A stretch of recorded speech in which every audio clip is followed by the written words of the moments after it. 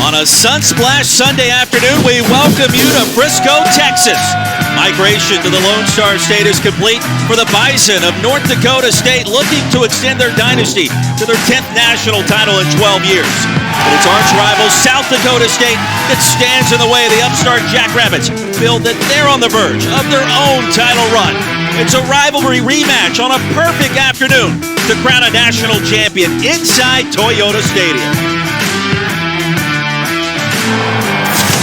And we welcome you to the 2023 NCAA FCS Championship. We would have it no other way. What a time to be alive for North Dakota State and South Dakota State. Winner take all here on this Sunday. Now, what a scene, what an atmosphere, and so glad that you could join us. Alongside of Jay Walker, I am Roy Philpott. Paul Carcaterra on the sidelines joins us in just 1 minute. Jay, crowning a national champion today. I mean, what else needs to be said? I mean, this is going to be a special day right now. If you're thinking about South Dakota State, they've had a dream season. They want to prove that there's a new king on the hill. But if you're North Dakota State, they're saying, like Ric Flair said, to be the man, you got to prove you can beat the man. They're going to play it on the field. Oh, a lot at stake today, as you would expect. Let's talk about the Bison first. Their season recap. You go back, they're the top-ranked team through week number 7. Then guess what? October 15th happened. 2-point loss to South Dakota State at home. Ground game's been on point. Tied for the lead in the FCS with rushing touchdowns. 3rd in the country in rushing yards. And now in their 10th FCS championship game in the last 12 years. Give me the A-gap power. How do they do it? Hey, that's the formula. They do it better than anybody else in the country. Quarterback under center. Fullback, tailback in the back. They want to run the football and win the number battle between the two guards. When they do that, you're in for a long day. They like to pound it. But the moment you figure out how to clog the middle, they're very deceptively good at getting to the perimeter running game. The bounce, the mesh points on the blocks down the field are really a key. And when that's not enough, they use a little speed to the perimeter, get the ball to their playmakers, and take a look at this. How do you defend this when you're so worried about the inside? Having to defend 53 yards sideways on run defense puts a lot of stress on defenses. Meanwhile, for the Jackrabbits, their second FCS championship game appearance. They're back, and this time they want to win it all. 13 wins this season. That is a school record. Dominant on the ground and with the defense. You go back to October 16th, the day after the win in the Fargo Dome. Number 1 in the nation. First time in school history, and built on the defense, yielding just 83 rushing yards per game. Down to Paul Carcaterra. Coach, you've been climbing with this program for 36 years. What gives you the confidence South Dakota State can get its first national title? 70 guys on the sidelines, all right? I get all my confidence, my excitement, my love from those guys. North Dakota State loves the power run game. What's critical for your defense today? Bounce the power, control the quarterback run, and get after the ball when they're running it. Thank you, Coach. You bet. Clark, this rivalry started 120 years ago, but it was in 2004 when the administrators for both programs met at the border between the two states and actually shook hands as a show of unity as both schools made the move from D2 to Division I. And now the Dakota Marker rivalry moves south on the biggest stage imaginable. Who's ready to win a national championship? Jay Walker, we are about to find out. And with all that history you just mentioned, no game in the history of these schools is bigger than the one they're about to play right now. North Dakota State receives the kick. Jackrabbits won the coin toss and deferred. And so our first look at Cam Miller, who has championship game experience. We know all about it, but got to play better than what we saw the last time out, at least through the air in the semifinal win. Yeah, struggled their last time on the field. Only completed 1 pass out of 12. He did rush for 100-plus yards, so he can be a dual-threat guy. But if he doesn't come out and play much better than that, then the Bison will be in for a long day offensively. 13-1 versus 12-2. Two great rivals in the Missouri Valley Football Conference. We are ready to roll in Frisco. Love it. Power formation right away for North Dakota State, letting you know their game plan. Kobe Johnson gets the handoff. He will bounce it outside. You just talked about it. He does it there for a gain of a couple. How about the scouting report? We saw Coach Stiglmeyer say, hey, you know what? We're going to make them bounce the power run game to the outside. North Dakota State did that. South Dakota State was all over it.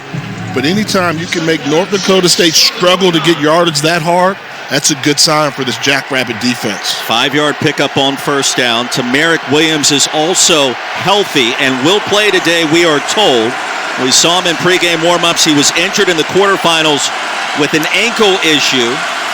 Johnson remains on the field, and over the right side, rumbles ahead for a 2-yard pickup, and just like that, it's third down. And you saw a great play there by Caleb Sanders, number 99, one of the best interior defensive linemen in all of FCS football. Special talent, wins his one-on-one matchups most of the time. How important is it for both sides to get off to a good start today, given all that's on the line? Critical.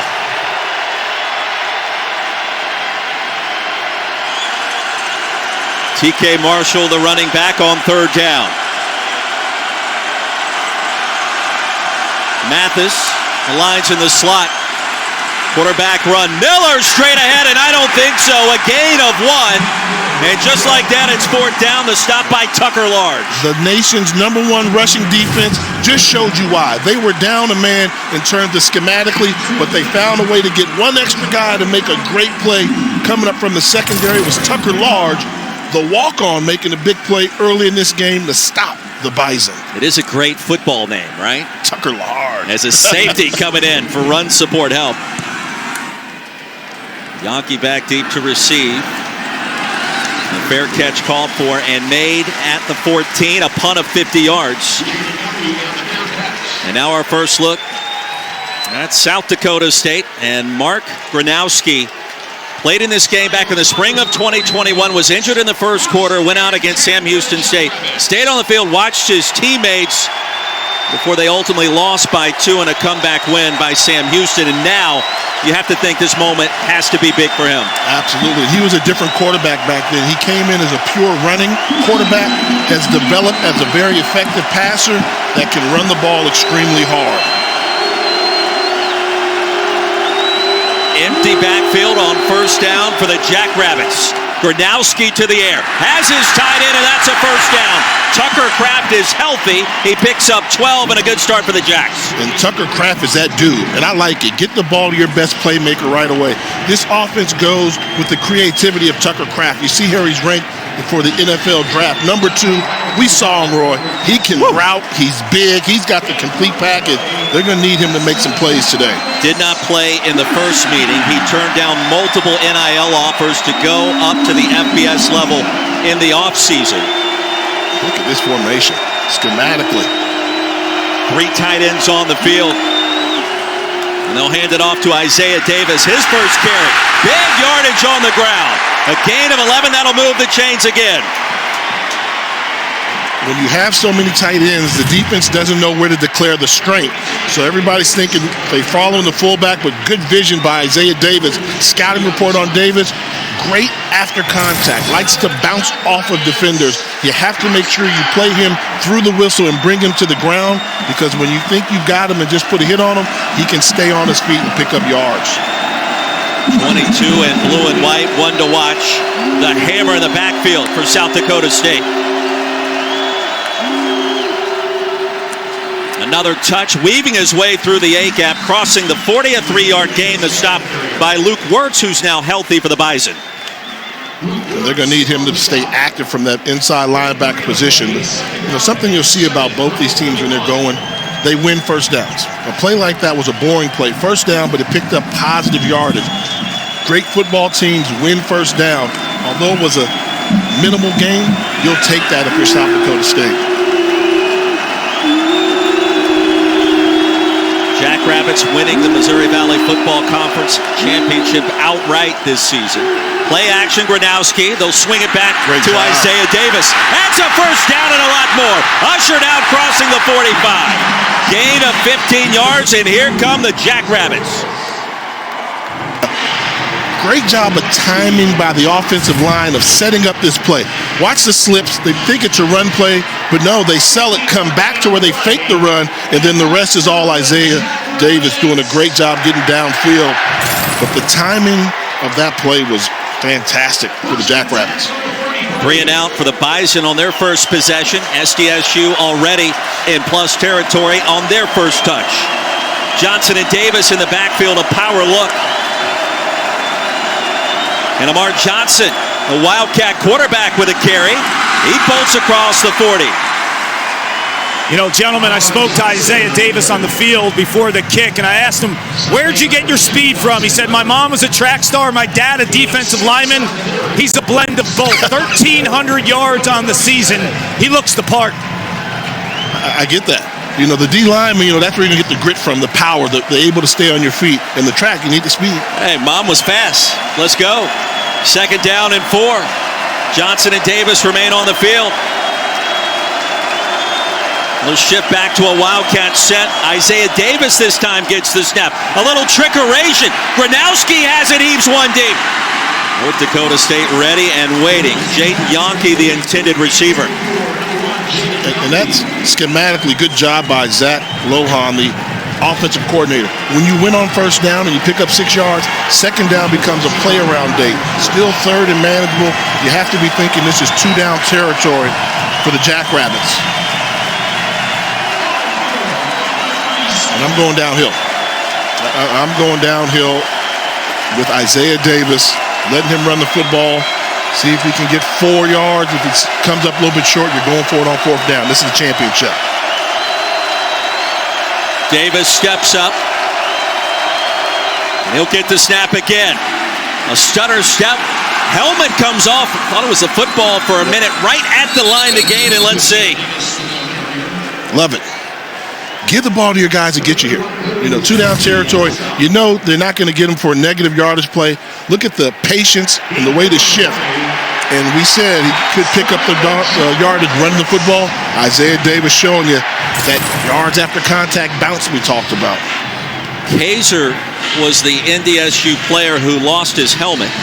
Will Mostart slow to get up. We are seeing Eli Mostart, his twin brother, on the field today as well. And Will has been a bit banged up recently.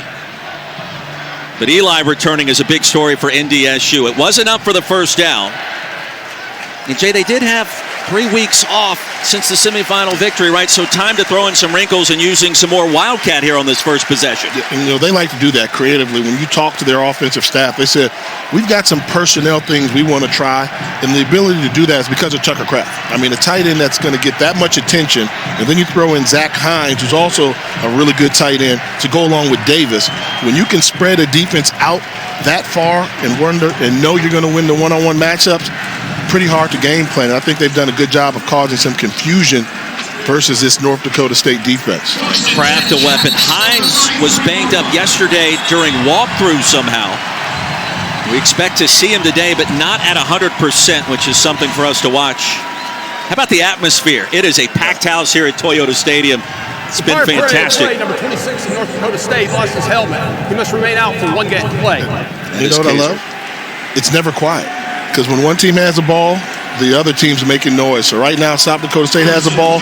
The Bison fans are going to make some noise and make it uncomfortable. We saw the same thing. Electric atmosphere. Mark Johnson, the running back. 5 minutes in, the FCS National Championship. Jaden Yonke makes a man miss. That's a 1st down at the 15. A gain of 17 yards. We're going to introduce America to one of the Yonke twins there. This is Jaden Yonke. He's got a twin brother, Jackson, on the field, but you see big, tall guys. This team is extremely tall. They go 6'3", 210 pounds apiece, along with the big tight ends, a big offensive unit. You cannot arm tackle big wide receivers. Jaden has the smaller neck compared to Jackson. He has put up bigger numbers so far this season. Davis back on the field at running back. Jackson impressive on their opening possession.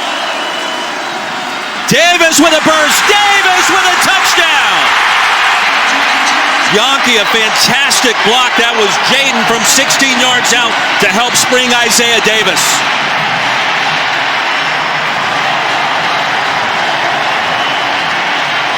What an impressive drive by South Dakota State. The #1 team in FCS football, showing you how they can get it done.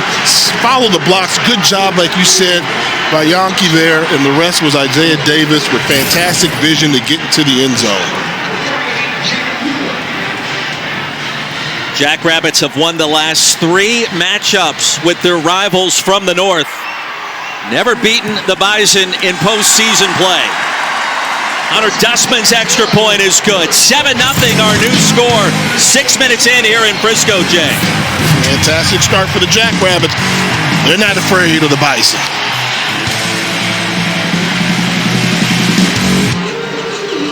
$7-0 our score. South Dakota State strikes first. We were also in the locker room to hear from Coach Stig pregame. Have a listen.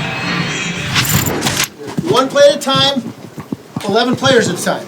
Let's be that team, all right? Let's go! Let's be that team. I don't care what station we're on the field playing for a national championship. Let's be that team. Offensive line, Mason McCord.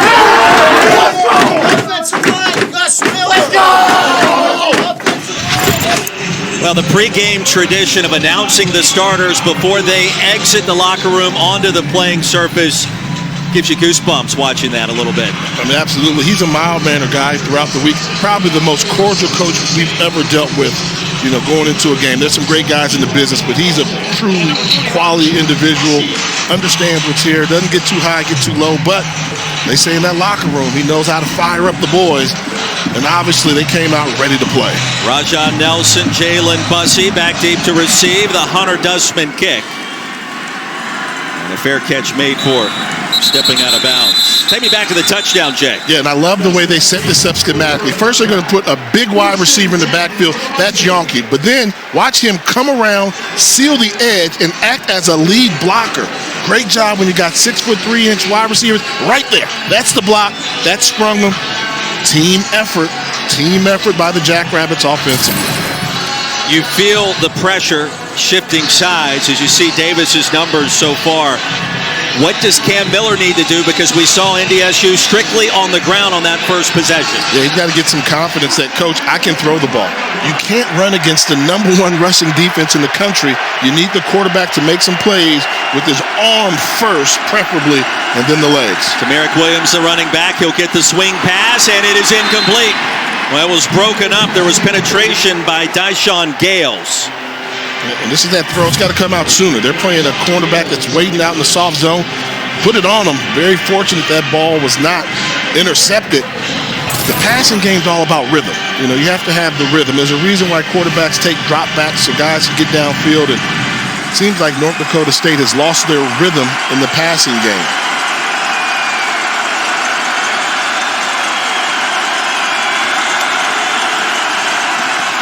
Johnson with a touch, Kobe Johnson, and the first down of the game for North Dakota State, and a gain of 14 yards, the tackle by Freeman. Well, you hog up the A-gaps, and we talk about it in the open. They can run on the perimeter. Look at the great job of sealing downfield by the offensive line. Nash Jensen, number 66 from his guard position, showing you why they've been able to win championships running the football better than most. Talked to offensive coordinator Tyler Roll this week, and he said Kobe Johnson, huge part of our leadership on this team and this unit this year. Suffered a dislocated finger against Incarnate Word in the semifinal victory. In the comeback, a flea flicker here. Miller with time, floats one deep. Double coverage and catch. Zach Mathis with a first down. Wow, what a catch. 26-yard gain, Jay, and Mathis at 6'6", pinpointing the football high. That's what you do, and that's how you help out your quarterback that's struggling a little bit. Probably should have gone someplace else with the football. The Jackrabbit defense had this sniffed out. Look at the blue jerseys retreat. They get in retreat position. They've got one over the top, one deep, but this is a fantastic individual effort by Zach Mathis, where his team really needed a big play. From the 35. 7 minutes in, play action for Miller. The man in the flats and caught by Stuffle. Stopped after a gain of 9, but Cam Miller finding a rhythm all of a sudden. That's what they need, and North Dakota State showing you the heart of a champion. They took the blow from South Dakota State. Now their offense is starting to find a way to move the football down the field, and they're trying to get Cam Miller going. Consecutive completions for the junior quarterback out of Iowa. Head coach Matt Ince has never lost a game in Frisco. In fact, NDSU is a perfect 9-0 here. Trying to make it 10 championships in 12 years. Win today does that. 2nd and 2. Here's Williams again. Ginger run to the right side. No gain on the play. Tervier met him at the line. And I actually like that play call. Second and short, you got to show you're going to get to that A-gap. Try and get that A-gap power. But South Dakota State still not budging, defending that A-gap, trying to force the Bison to have to bounce it outside. This is going to be a good play right here. Oh, this is going to be a good play. If you're North Dakota State, you line up with your power formation. You bring it. And if you're South Dakota State, you prepare for that power that's coming at you. Let's see who wins the battle. Don't back down, either team. Williams, the running back. Play action, they'll fake the handoff, and the pass is caught by Joe Snuffle. Touchdown, NDSU.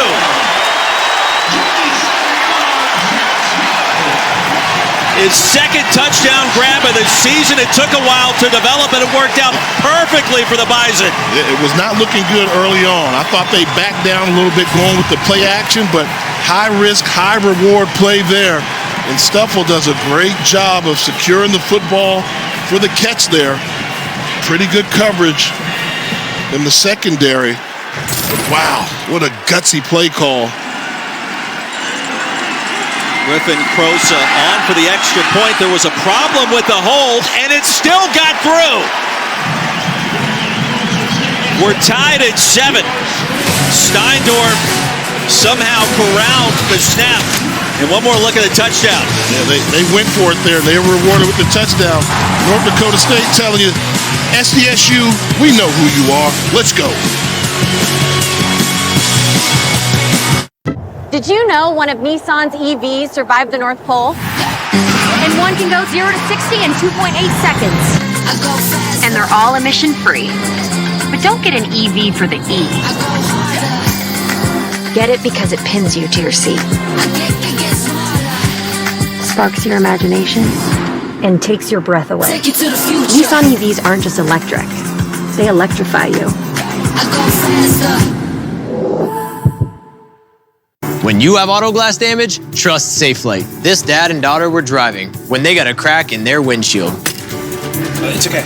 We'll pull over. He wouldn't take his car just anywhere, so he brought it to SafeLight. We replaced the windshield and recalibrated their car's advanced safety system, so features like automatic emergency braking will work properly. All right, all finished. Wow, that's great. Thanks. Stay safe with SafeLight. Schedule now. SafeLight Repair, SafeLight Replace. Well, for the last decade or so, they've called it Fargo South as North Dakota State home away from home. Well, it's been plush, a 9-0 mark here in Frisco. Yeah, they like to take a swim in the pool down here in the Lone Star State. How about a little drama? We haven't seen a lot of that in the theater so far.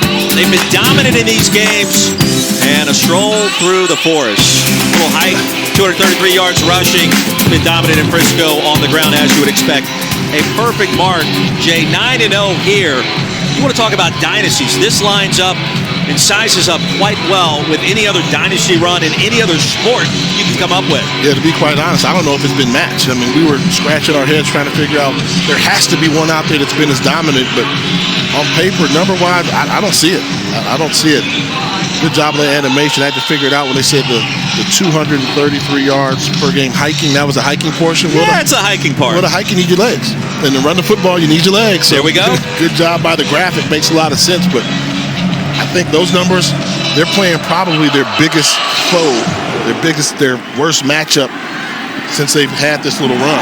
Will Cardinal, a squib kick. Yonke tries to field it, finally does at the 8. Jump backwards and a hard hit at the 7-yard line. Logan Kopp laid the lumber.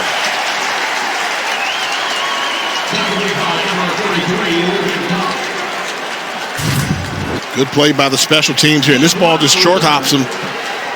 Needs to kind of let it go. You want to field that cleanly, but imagine this. How do you slow down a team that just looks so impressive in their first drive? You make them go the length of the football field. Special teams comes up with a big play. And they've got the Jackrabbits on their heels. About Cam Miller completed those last 3 passes for 62 yards and the touchdown. That's got to do a world of good for his confidence. Yeah, he needs that confidence to get it going. Already off to a better start than he was last time we saw him on the field. But now it's Jackrabbit offense time. Brodowski, design quarterback run. Upended at the 10, a gain of 2. Heisman met him near the line, a short pickup. Good job crowding the line of scrimmage and also getting some secondary support. I saw number 25, Michael Tutsi, in there as well, coming up from that free safety position, trying to give some run help, letting you know how much they respect this Jackrabbit offensive rushing attack. Could we have had a better start here in Frisco today? Oh, as a football fan, you love it. Two teams going at it, heavyweight battle, which we wanted to see. Great fan bases, electric environment. Clark told us during the last break, describing just how loud it is. Johnson stripped up. He's going to lose a couple, and just like that, it's 3rd down and long. You know, they start making them uncomfortable. Once you start losing first down, then you respect the interior run defense and look at the white jerseys just surrounding the football, giving South Dakota State a version of their own medicine, making them bounce the ball and able to come up and make the tackle. Luke works.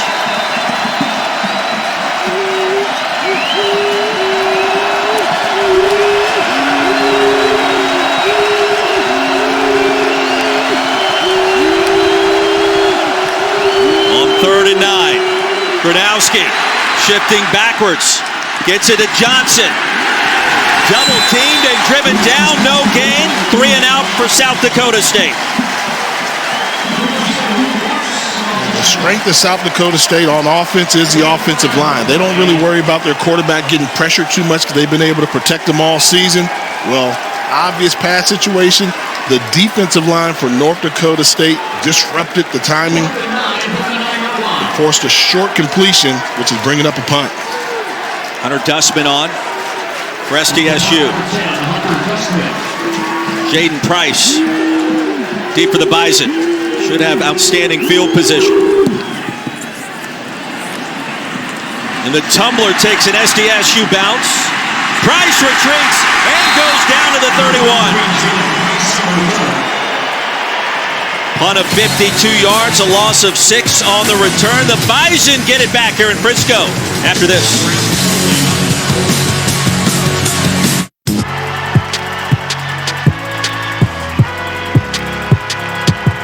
Number 32, Kyle Hornsby. Inside the 30. Touchdown. Michaela Burgess. An incredible finish by Hall. The NCAA and its member schools offer nearly 500,000 college athletes a path to go pro in something other than sports. Learn more at ncaa.org. BMW, Freightliner, Ford, and many more of the world's leading brands hire Universal Technical Institute grads. And now we're expanding to new industries. Since 1965, UTI has become known for its training in fields like auto, diesel, and welding. And with new programs coming in fields like aviation maintenance, HVACR, and wind energy, you can get more. Don't wait. Now's the time to train for a career you're passionate about. Visit uti.edu today. Now Cam Miller, NDSU impressive on that last scoring drive. Well, if he can run the offense the way they did, and they got it going, they set it up, they softened up the run defense on the perimeter, and right here, Zach Mathis, I think this was a huge play in that drive. Fantastic individual effort, going up to get it, and then we saw Cam Miller start to get some confidence, and he dropped an absolute dime to scuffle there to get him a touchdown. If he plays like that, then the Bison have to feel good about their chances. Their first matchup, he completed his first 12 passes in the Fargo Dome back in mid-October.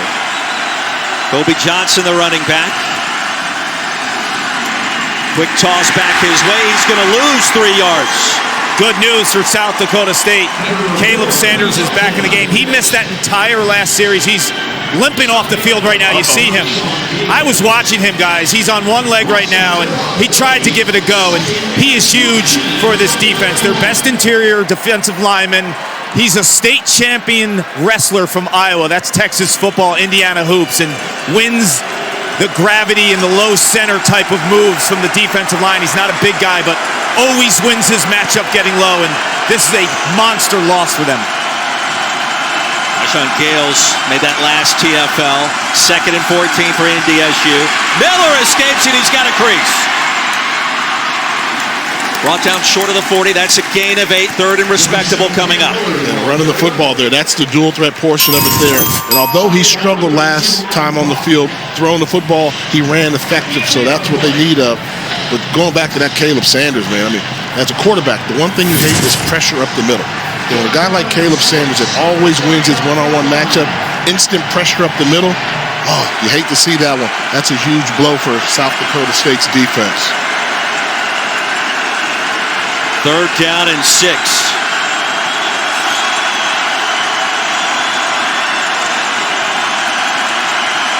With 3 to play in the first quarter. Time for Miller. He'll step up and deliver a shot well high. And incomplete, looking for Jake Lippy.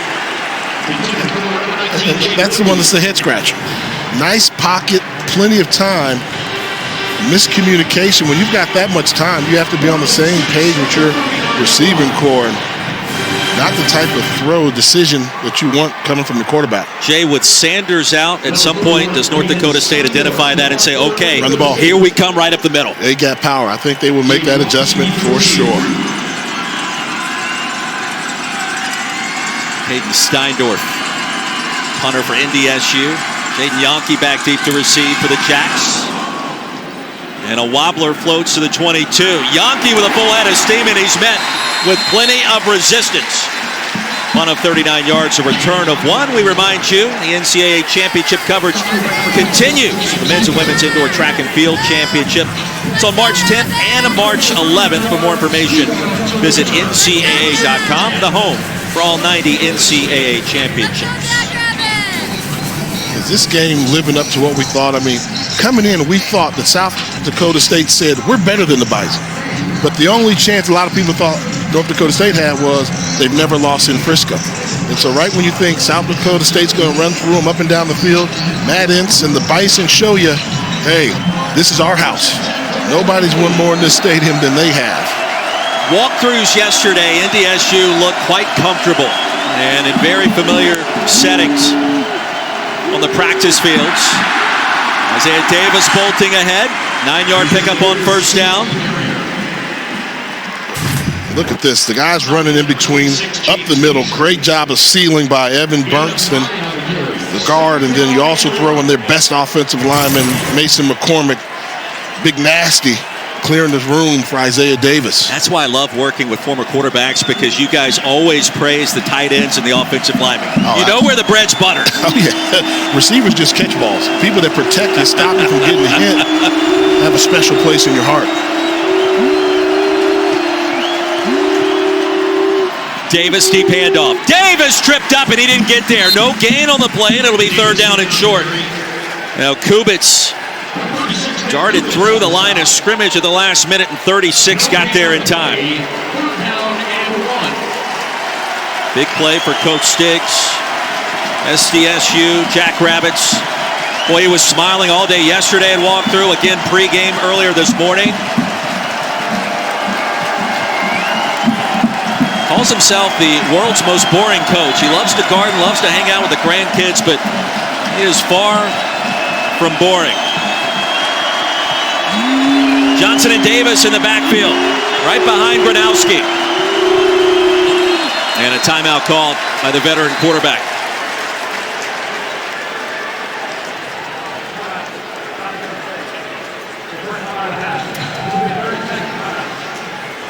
Well, it's about that time. Coming up tomorrow night, 7:30 Eastern, 4:30 Pacific over on ESPN. Max Duggan at TCU take on Stetson Bennett and the defending national champion Georgia Bulldogs. It is the College Football Playoff National Championship game presented by AT&T. And the question resides, can the Horned Frogs pull off another upset? And listen, we're here in Frisco, a stone's throw from Fort Worth. You saw the TCU bookstore. They lining up around the corner to get in and get the merchandise, and with good reason. 13 wins this year. Incredible. Sonny Dykes, year number 1. Sensational. Quentin Johnston, one of the top receivers in the country, and then the semifinal upset against Michigan. Yeah, I mean, everybody's betting against them but them. I mean, TCU knows within that locker room, they think they can play with anybody. And you give me a quarterback that's playing hot, and you can beat anybody. So you can go ahead and crown UGA champions if you want to, but I think the Horned Frogs are going to have something to say about it. I think I want to. Third down, out of the timeout. Gronowski, a patient run, and I believe he got there, and that'll be enough for a first down after a gain of 2. And those are one of those plays where I measure who's controlling the line of scrimmage. 3rd and 1, 1 yard gain. You're a good running football team. You should be able to pick it up rather easily. But look how hard they had to work just to get that yard. Letting you know that North Dakota State, their defensive line, starting to get a little bit firm against the run, making some adjustments, maybe having Eli Mostert back in the lineup, starting to improve this play.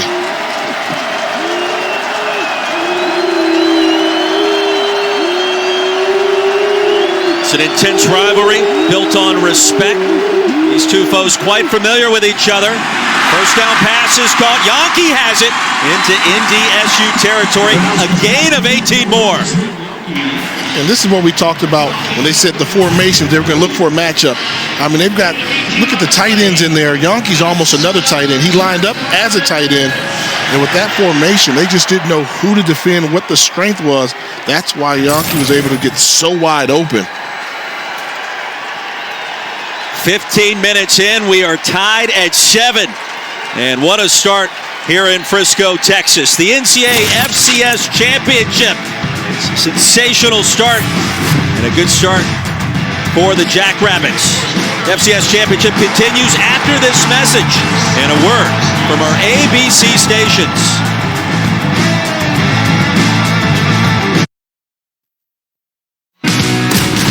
It's 2023. The Bison Tracker is alive and well. It's a mobile app showing real-time updates as thousands of Bison supporters made their way down to Frisco this week, or where they're watching from remotely from other parts of the country. Those green dots show the day-to-day progression of all the fans as they traveled south. Here to Fargo South, they call it, in Frisco, Texas. And they have shown up in a massive way. How about a little barbecue rabbit pregame? Jay, you down? I'm going to pass on the rabbit there, but oh boy, they know how to make this tracking. I actually joined the Bison Tracker there. Over 8,500 folks you can track where they're coming from all over the country. Pretty phenomenal, and the team needs it. Dynasty of NDSU, upstart South Dakota State, in search of their first national championship. They're well represented. Davis straight ahead, and hey, Clark, down on the sidelines, I mean, it's loud. You talked about that, but SDSU, plenty of fans down here help balance out the Bison, right? Loud is an understatement. When you think about this crowd, I mean, normally when NDSU plays in this game, it's quiet when they're on offense, and you saw the Bison Tracker, but guess what? The people from the South brought it, and they came in droves. And I'll tell you what, I've watched this game in the past. Normally, North Dakota State swallows this stadium. Not so fast today. It's a blue out on the other side. Absolutely right. Never quiet. And that's the way it should be. Neutral site game. When another team has the ball, make some noise, make them uncomfortable. Nowski will keep it on 2nd and 9, twisting and turning, plus territory, a 3-yard gain. The stop by Garrett. It'll be 3rd down for the Jacks. And starting to notice, we saw it earlier, the Bison starting to control the line of scrimmage against the running attack of South Dakota State. Good signs now. In this obvious passing situation, keep an eye on number 99, Spencer Wagee, defensive end from North Dakota State, the only senior on that D-line, the guy that makes it go. He's got 19 TFLs this season, does Wagee. Johnson and Davis in the backfield. Davis open, almost caught that pass in self-defense. It's enough for a first down and a gain of 13. You talk about having timing perfect, coming out of the backfield, just an arrow route, releases the ball. The defender tried to undercut the throw, not able to get there in time, and bang, bang play, just enough on the throw to pick up the first down. 21st catch of the season. Number 22, Isaiah Davis. The rushing numbers have been astronomical. Tied at 7, SDSU on the move, though.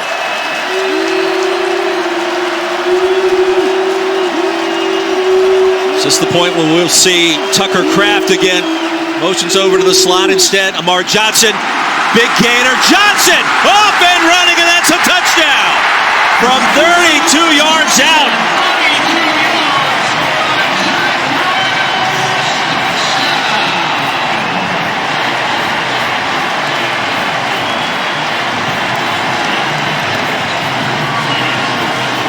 How about this for taking control of the line of scrimmage? The blue jerseys get a body on a body.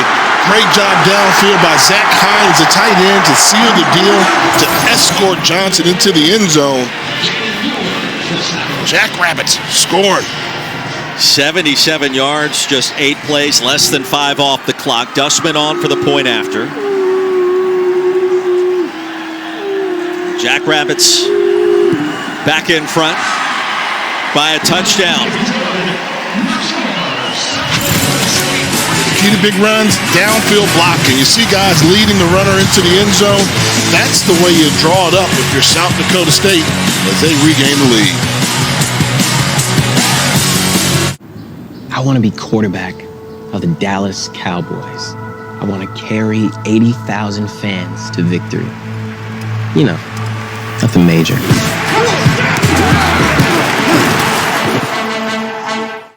BMW, Freightliner, Ford, and many more of the world's leading brands hire Universal Technical Institute grads. And now we're expanding to new industries. Since 1965, UTI has become known for its training in fields like auto, diesel, and welding. And with new programs coming in fields like aviation maintenance, HVACR, and wind energy, you can get more. Don't wait. Now's the time to train for a career you're passionate about. Visit uti.edu today. The slow and methodical climb to the top of the mountain for SDSU began back in 2004, the first playoff appearance in 2009. Since then, now 11 consecutive appearances in the FCS postseason. Reached the title affair. Remember, that was back in the spring of 2021, the 2020 season. Lost to Montana State in 2021 that fall, and now back in the title game today. North Dakota State awaiting. And listen, we talked to the team this week. Every coach, every player said this is how it should be. Waiting at the top, the Bison, the dynasty. They wanted to take out the all-time best program in FCS history in this kind of atmosphere, in this kind of game. And right now, they've been off to an impressive start, Jay. You know, what we mentioned, when you've beaten a team 3 times before, the last 3 times you played them, they've won. However, everybody's saying, well, it's the postseason. This is the Bison time of year. South Dakota State showing they're going to put up a fight. They're going to make North Dakota State come take it from them, the #1 team in the country. Dustman sends it right into the sun to Raja Nelson. Nelson now healthy. Nelson with a burst. And upended at the 30. Decent return. Late penalty marker comes in from the Southern Conference officiating crew, led by Jeff Page. It's been a very clean game so far. Haven't seen the penalties out there. They've let them play. Big one comes up on special teams, and it's big because field position is so big. I mean, every yard we've seen these defenses have the ability to tighten up. During the return, holding, 21 in the receiving team. 10-yard penalty will be enforced from the 30-yard line. First down. Jalen Bussey, guilty party, first penalty of the afternoon. Just underway in our second quarter. Bison get it back. Cam Miller, an impressive start, and let's see what the offense looks like. And I want to see the offensive line take over. I'm talking about Cody Mauch. We're talking about the star power in this game. Mauch is a star at left tackle. He'll be a top 2-round guy in the NFL draft this upcoming year. He's the guy that makes him go, and he's got to be verbal. He's got to give the vocal leadership. Hey, we are going to force feed this run game to try and establish that we're going to be able to run the football. Diamond formation, Cody Mauch, the starting left tackle. Arrived in Fargo as a walk-on, as a tight end. Kobe Johnson weaving his way for a first down, and the ball popped out. Who jumped on it? 14-yard gain, and let's see, South Dakota State. They have it. It's going to be Beanham. The cornerback, number 7, had a really good chance at coming away with that football. Was he strong enough to hold on to it? The answer is yes. Our first turnover.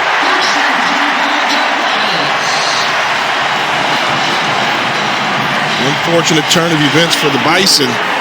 As they come up with an explosive running play, But towards the end of the run, Johnson, ball gets stripped. That's a good job of tackling there. Puts it on the ground, and the blue jerseys get to it in a hurry.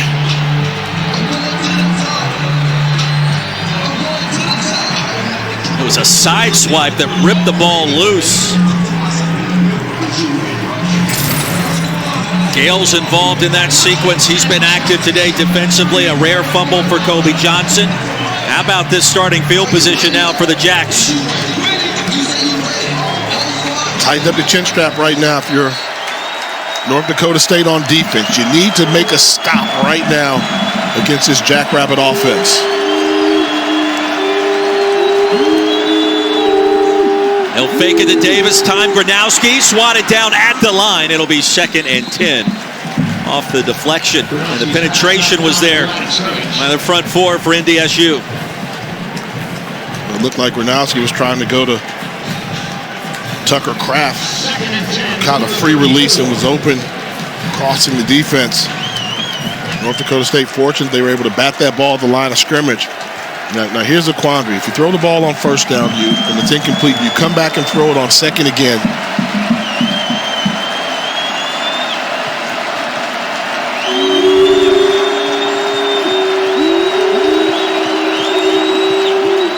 Davis, a touch and a short gain. 1 yard on the play, and that's it. And that was the answer to the question. I'm kind of the guy like, hey, if you throw it on first and don't get it, you got to come back and throw it. You're putting the ball in your quarterback's hands for that 3-down series. And right now, obvious pass situation. You're going to need Gronowski to get a big pass for you. Yankee twins on the field. Landon Wolf as well. 3 wide receivers set after that last stop by Courtney Eubanks. And I'm identifying where does Tucker Kraft break the huddle. They're lining him up in the slot. So he's in the slot there in a dangerous position for you. They'll move him in, trying to find him a clean release. Gronowski with time. All afternoon, heaves it. Yankee has it. That's enough for a first down. Jaden Yankee picks up 16 on 3rd and 10.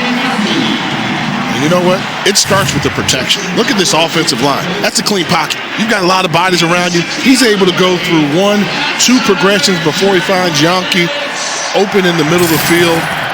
Give credit to the guys up front protecting their quarterback. Mark Gronowski 7 for 9 to start. A gain of 91 yards passing rather after that last gain of 16.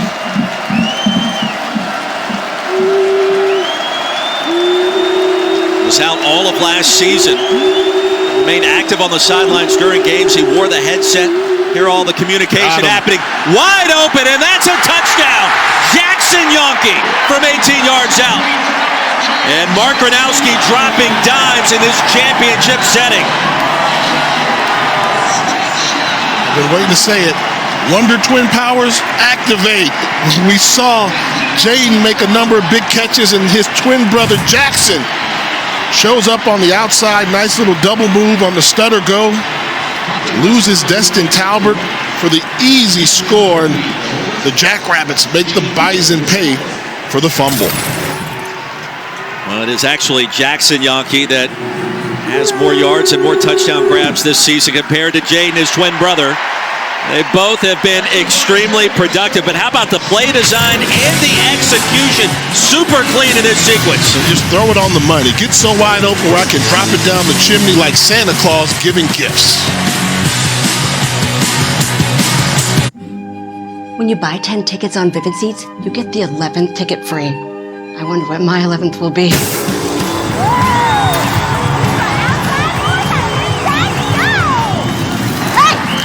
Trash! Living rent-free in a hockey player's head? Or maybe just make some noise!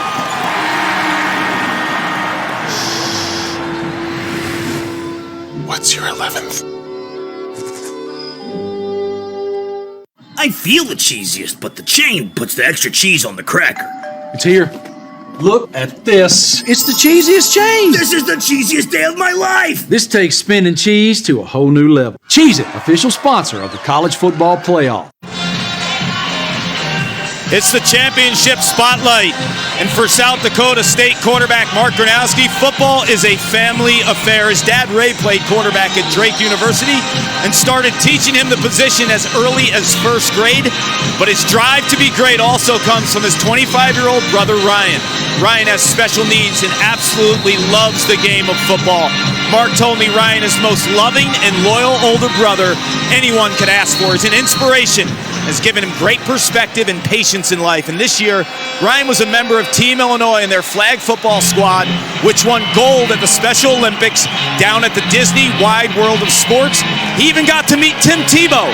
Ryan plays wide receiver, linebacker, quarterback, of course, like everyone else in the family. I got to meet this young man before the game. He is absolutely terrific. And Roy, you know, I have a son with special needs, 15-year-old Grayson, and watching him play sports is a beautiful thing for me. It gives him confidence, and that team approach he carries with him in every aspect of life because of sports, much like Ryan. Yeah, beautifully said, not to mention you guys carving up the slopes in Park City, Utah last month, and what a great story. And a feel-good story as you saw Brian there in the stands, showing you the heart and showing the love to his younger brother, Mark Gronowski, who is just playing sensational football this season, Jay. Yeah, absolutely. Hats off to Cart. I mean, Cart, great job explaining that story to everybody. That's a really feel-good story about college football. And you got to keep in mind, you never know what's going to motivate and spark somebody for greatness in life. And if your inspiration comes from a source like your brother and the family, hats off to that young man and his family. And by the way, Gronowski's a really good football player, too. 21-7. Jacks with the lead. NDSU with possession. And a big one coming up for Cam Miller. Merrick Williams, a running back. He makes a man miss. Boy, had plenty of real estate had he gotten through the line. A gain of 6. It'll be 2nd down and 4. Now Matt Entz now facing the largest deficit. All of their FCS championship game appearances. Biggest deficit prior to right now, just 7 points. That speaks to their dominance in this dynasty. Yeah, they stay ahead, but we knew this was their toughest matchup in all those games they've had previously, and it's playing out that way. But key time for North Dakota State right now. I think they need to establish their identity in this game and show that they can respond. Time for Miller. Quick toss. That's a 1st down. Chain mover to Jake Lippy. That's catch number 12 this season. And a 7-yard game. Remember, too, the Bison without the services all-world fullback Hunter Lipke, who's been out. And you remember what he did in this first matchup. He was sensational as NDSU got off to that great start in the Fargo Dome. Certainly they're missing his services today. 1st down.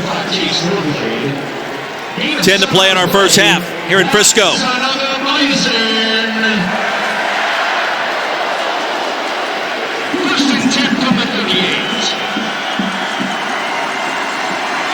Zach Mathis lines up in the slot. Hand off to TK Marshall, a 2-yard gain, and that's it. I'm just saying, there's just nowhere to run inside there. Once you get in between the tackles, this defensive line is as good as advertised. And they're more than just Caleb Sanders. I mean, this is a group that they rotate, 12 guys a game. They said it at all times. We'll always have different matchup combinations there, trying to control line of scrimmage, fresh legs, not a big drop-off. And we're seeing it making it a tough day for the Bison to run the football, which is normally their bread and butter. Adam Bach on the field as well. He's healthy. That's been significant. Cam Miller straight ahead. No gain on the play. It'll be 3rd down. Reese Winkleman met him in the hole. Watch them just swallow it up. If you're going to run the quarterback, then you have to be able to get a push off the line of scrimmage. Look how many blue jerseys are either at the line of scrimmage or behind the line of scrimmage. Spread them out. This is a case where I would like to see the offensive coordinator, Tyler Roll, spread them out. They had some success with empty, had some one-on-one soft matchups. Attack this zone that you're seeing right now from South Dakota State. They'll swing it out. Merrick Williams has it nowhere close to the line to gain, and he was swarmed after just a 3-yard pickup. Isaiah Stallbird met him first. advantage Jackrabbits defensive coordinator Jimmy Rogers if he has the ability to say drop, drop, drop, come up and make the tackle, make them throw it short, and look at the job of tackling by the blue jerseys to limit the amount of yards that were gained. Back to the drawing board for Matt Entz.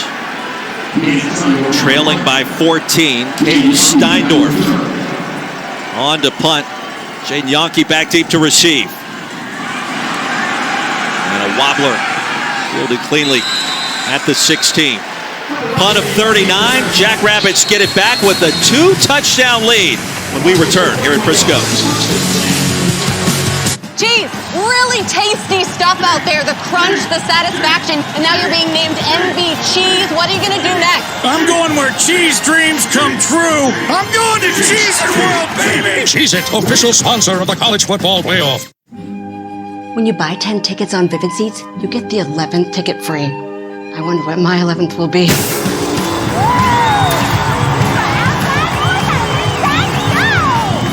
Hey, you're trash! Living rent-free in a hockey player's head? Or maybe just make some noise!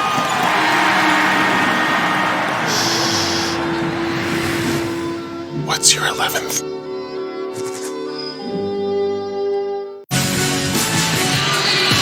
Now, we certainly are excited about the return of MegaCast for the 10th consecutive year. It's coming up tomorrow night. TCU and Georgia, the CFP National Championship game, presented by AT&T. The traditional call, of course, on ESPN. But your MegaCast options have you covered with multiple ways to watch, to listen. Jay Walker, give me your favorite. Come on, man. Former quarterback, man. All day. Show me where all 22 people on the field are so I can point out the directions and how they set up stuff. You got to see it all. I love it. I also love the hometown radio and listen to the... I know which one you like. The pageantry, the passion. Can I show you which one you like, Roy? Marching bands? You're a music guy. You want the marching band. I do like music, but that's probably not the one I'm tuned into. I like the hometown radio just because you know how much it means. Yes. Scott Howard, Brian Estridge getting it done. Always appreciate their efforts. Halfway through our second quarter. Hey, big possession here in the FCS National Championship. Hand off to Isaiah Davis. Got to the edge, bumped down. And that'll be a gain of 3, and that's it. They were fortunate he didn't break this one. They actually drew this up pretty nicely. Just missed one little block downfield. You see there, that block's just a little bit late. Otherwise, Davis could have made a miss, but I like what you're saying. Big drive right now for North Dakota State defensively. You're down by 14. You cannot allow the Jackrabbits to move this ball down the field and increase their lead in this half. Remember, it was North Dakota State that jumped out to a 2-score advantage in the Fargo Dome. Second half was dominated by SDSU. Bit of a carryover so far. On second down, Gronowski steps up, avoids the pressure, and heaves a pass. It was dangerous. Intended for Amar Johnson. Third down. The Bison rise up to the occasion. And I thought I'd see a little bit more of Gronowski running the football. You know, he's not the same runner he was as a freshman, but he's a very deceptive runner. He's a strong runner at 6'3", 220 pounds. When he puts his foot in the ground, he can hurt you with his legs. 3rd and 7, Gronowski told us this week. Yeah, he's a little nervous before kick. Calms himself by taking a deep breath before going out on the field. Spells out the word relax, similar to Aaron Rodgers. And a timeout will be called by NDSU. Well, Matt Entz knows how important this 3rd and 7 is coming up here at the end, towards the end of our first half. We'll step aside as well. Well, efficient starts for both of our starting quarterbacks, Cam Miller, NDSU, Mark Gronowski, South Dakota State. Maybe advantage Jackrabbits so far, Jay, in your opinion? I mean, they're winning on the scoreboard, definitely doing so. And Gronowski's done a good job doing it. But you can tell when Cam Miller makes an impact on his game, 5 of 7, when he got going during that drive, that's how they scored. They're going to need him to put up more drives like that where he's stringing together 3 or 4 passes consecutively. Bison need their defense to come up with a big play here.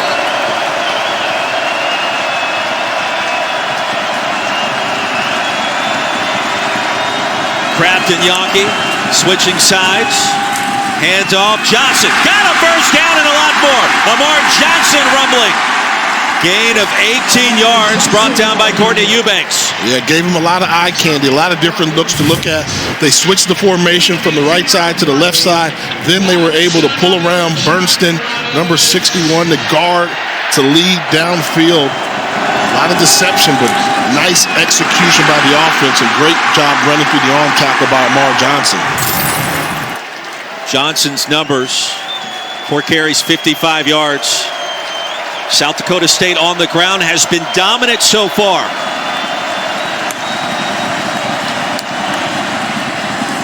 Misdirection. Davis probing. Davis to the 45. An 8-yard gain. Hey, Clark, you were talking there during that last break on the line of scrimmage. You can see the push and the shove by SDSU right now, right? Yeah, field level for sure. And so much of South Dakota State's offense and defense is predicated on beating North Dakota State, and the way that you beat North Dakota State is you win in the trenches, and right now the boys in blue are swinging and they're winning this fight. There's 6 to go in the first half. Empty backfield, second and short. Screams quarterback run, instead to the air. Gronowski retreats, floats one out of bounds, looking for Kraft. Heavy pressure that time. The pocket collapsed by NDSU, and that was Eli Mostart. 53 in green and white. He can be the difference maker for the Bison. I mean, you talk about Sanders for South Dakota State. Well, Mostart's that guy for North Dakota State. Interior pressure from that defensive tackle position. Jacks have converted on their last 4 third down attempts.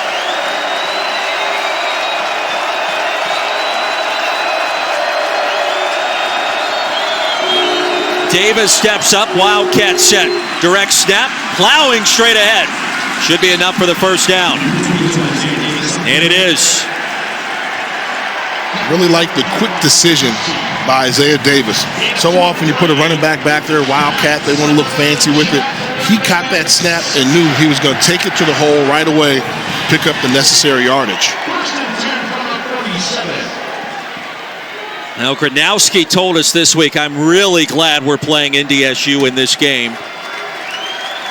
It's kind of a storybook ending, potentially, if the Jacks find a way to win this championship, to do it against their arch rival almost 1,000 miles from home.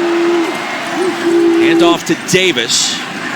And a short burst, gain of 3 near midfield, and that's it. I mean, you mentioned it earlier. You quoted the great Ric Flair. Be the best, you got to beat the best. Yes. And I mean, this certainly qualifies in that category, given the dynasty run, 9 championships in 11 years. North Dakota State's never lost here in Frisco. SDSU's trying for their first ever national title. And what I also like to add to, everybody knows that part Ric Flair says, beat the man, you got to beat the man. But what he also says is, the hardest part is staying the man. And North Dakota State's been able to stay the man for quite a while, but that belt's on the line right now. Indeed it is. Johnson straight ahead, tripped up at the 45. 6-yard gain, it'll be 3rd and 1. That looked like he was going to go to the house for a minute. Tutsy on the tackle. 4 to play in the first half. When teams are running the ball, they like to bring Tutsy and Dawson Weber close to the line of scrimmage, the 6-year veterans for the Bison secondary, helping out run support. But they got to be careful, because we know that South Dakota State's not afraid to go with a little bait and switch, draw you up close and then take a shot over the top. 3rd and 1. Johnson, the running back. Gronowski. Told you. Jump pass, and there it is. Told you. Caught for the touchdown is Michael Morgan from 44 yards out. 2nd score of the season for big number 34, and what a big-time play that was. You gonna give it up for your partner? Well played, my friend. Well played. You've got to watch the bait and switch. When you start bringing your safeties close to the line of scrimmage, they're going to bait you into thinking you're going to make that tackle on short yardage situation. And they use Morgan, who's another one of those tight ends. They like to do it formation. So much eye candy. Peeking in the backfield. Uh-oh, got him. Hook, line, and sinker. perfect execution by the Jackrabbits. The senior from Illinois reaching the end zone. Dustman's extra point is good. 28-7, 3:30 to go in the first half in Frisco. They caught him peeking in the backfield, short yardage situation, and you know that they were really trying to key in. We saw it on the previous plays, trying to control the line of scrimmage that way.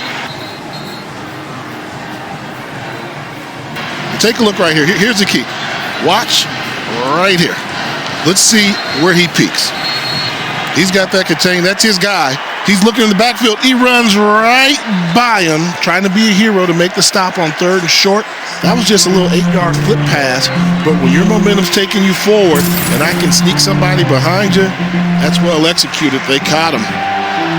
Is that the product of the extra time since the semifinal win, and you get some more practice sessions in to work in those kinds of plays, a wrinkle or so? Absolutely. You know, these two teams know each other so well, so you know that Luke Wirtz is a guy that loves to stop the run. I mean, the North Dakota State defensive coordinators told us Wirtz is going to be very active. We need him to make tackles. Well, he's coming up doing as he's been instructed. Hey, I need to make a tackle, but the ball wasn't there. Kind of didn't pay attention to Morgan, who's only got 6 catches on the season, but when his number was called upon, came up with a huge play. NDSU, the largest deficit the Bison have faced here in Frisco. Their previous 9 trips, just a touchdown. That kickoff bounces out of bounds, so a break for NDSU. Until today, obviously, now trailing by 3 scores. Kick out of bounds. Number 10. Ball be placed at the 35-yard line. First down. Coming up Tuesday night, ESPN has a great college basketball doubleheader. Up first at 7 Eastern, Michigan State travels, face 14th ranked Wisconsin. It's North Carolina preseason number 1, battling number 11 Virginia in ACC action. Both games also on the app as well as ESPN. As important as we said that drive was for North Dakota State defensively to get a stop to not allow them to expand the lead, equally important for the North Dakota State offense right now to try and cut into that lead. You've got 3.5 minutes to go before the half. That's enough time for you to get it going. Miller has to throw it in a rush, and it's incomplete. Tried to set up the screen to Hunter Brosio, and the fullback in the flats could not corral it. And what did Clark say down on the sideline? They're winning the battle at the line of scrimmage. I mean, look at those blue jerseys getting penetration, free releases, nowhere for Cam Miller to go with the football. Adam Bach crashed the pocket, sniffed that one out. Well, remember, NDSU did trail Incarnate Word at home by a score of 16-0 before coming back against that incredible offense. Have to come back here in Frisco today to win another national championship. Kobe Johnson for a gain of 3, maybe 4. And that's been one of their most successful A-gap power runs they've had in this football game. And I think you don't abandon your bread and butter. If you pick up this first down throwing the ball right now, it's a passing situation, then I think you go back to running the football, establish your identity and what it's going to take to get back in this. But right now, they need Cam Miller to complete a pass or make a play.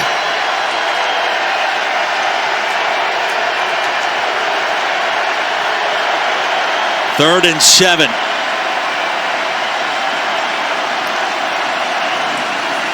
Pressure. Miller off the back foot. Mathis has it into plus territory, and an enormous pitch and catch, and a gain of 17 for the first down. Yeah, great recognition. One-on-one, outside, soft coverage. Get the ball to Zach Mathis. Simple curl route. Picks up the necessary yardage. But it was that last second shift they did that got Mathis one-on-one versus Cale Reeder, who's a safety. Wide receiver versus safety. Give me the wide receiver every time. Miller 6 of 9.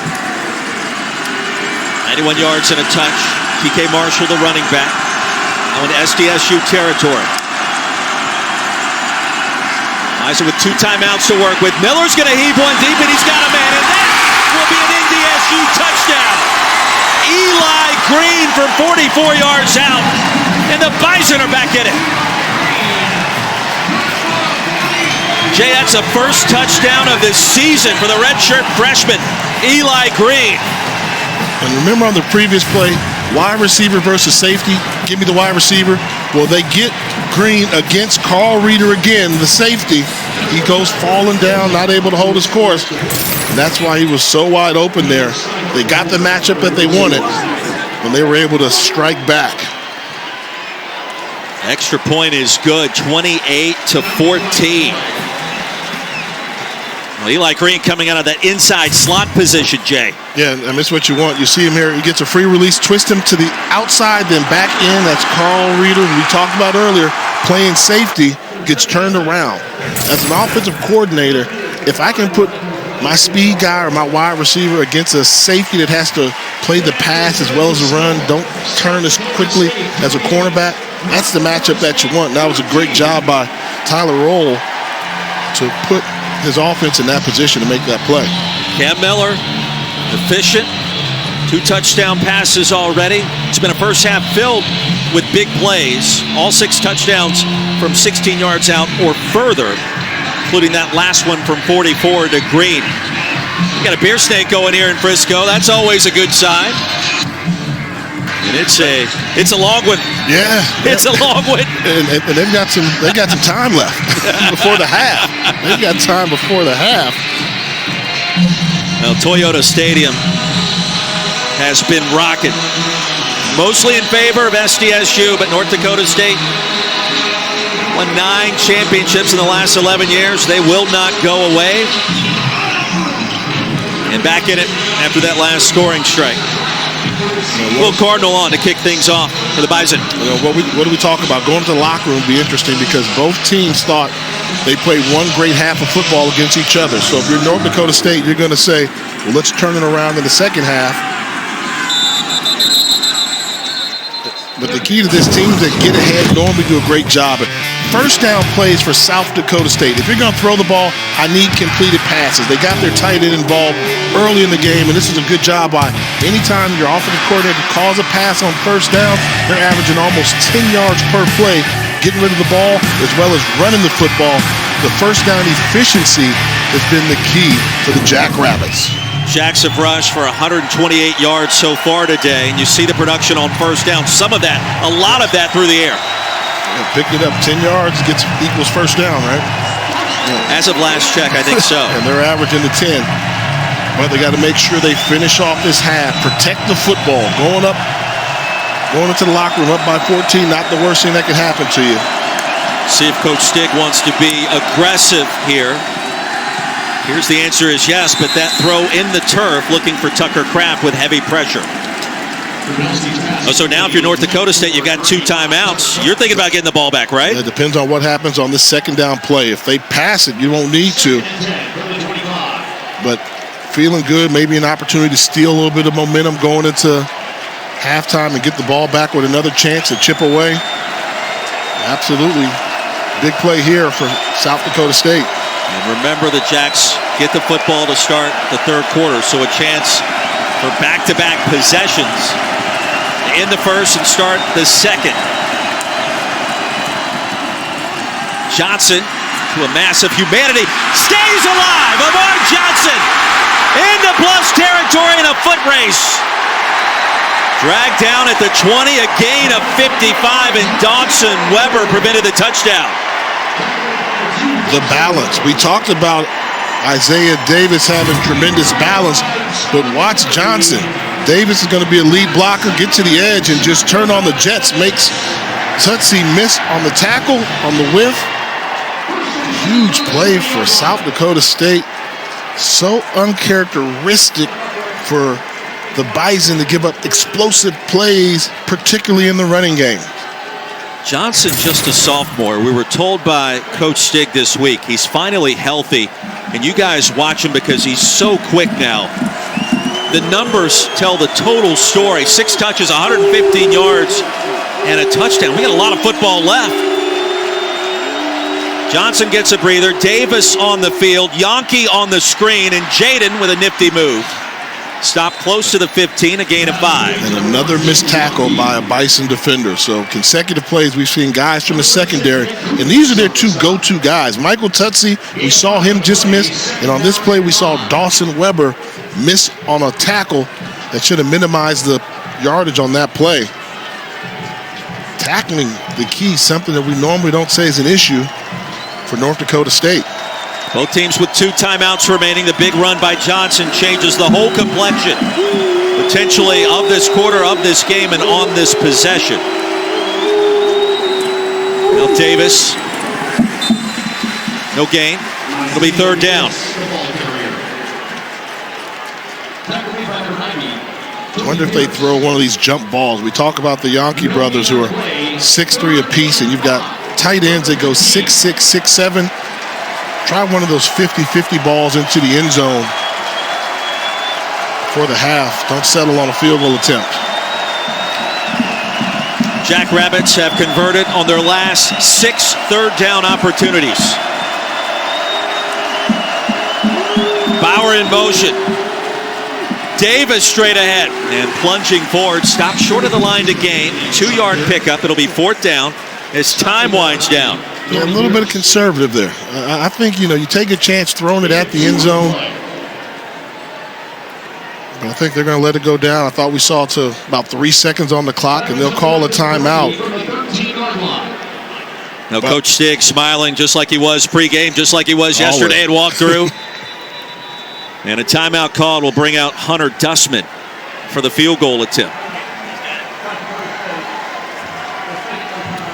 Let's take a look at the Capital One Cup standings while we have a moment as teams compete for a combined $500,000 in student-athlete scholarships from Capital One. And this will put a smile on Paul Carcaterra's face. Is Syracuse Orange in a prime position on the men's side, and North Carolina on the women's. That's what you got out of that graphic there. I mean, this is the FCS championship. We pull for the little guys. What about Vermont? The Catamounts. Come on. In the top 5. I love it. Long ways to go. Hunter Dustman made 12 of his last 13. 17 of 24 overall this year. And well within his range. 30-yarder right in the middle of the field. Chance to make it a 3-score affair right before halftime. Should be the final play of our first half. On the way, and it is good. Plenty of leg there. A little dust up. Getting a little chippy. I think it's unfamiliar territory for North Dakota State going into the locker room down like this, and South Dakota State not letting up.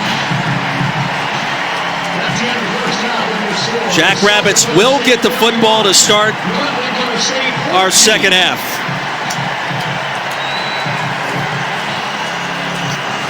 Paul Carcaterras with Coach Stig. Paul.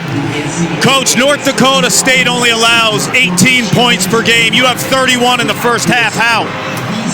Guys are making plays. Our coordinator, Zach Lujan, has had a great game plan. We've had a couple times where somebody had to be Superman, and they were.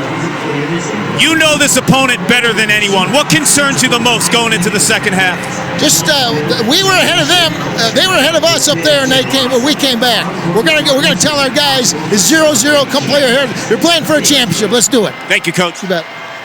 Carr, great job. Coming up after this short break, Matt Berry, Sam Macho, Dan Mullen will join you for the halftime report from SoFi Stadium, home Monday night's college football playoff national championship game.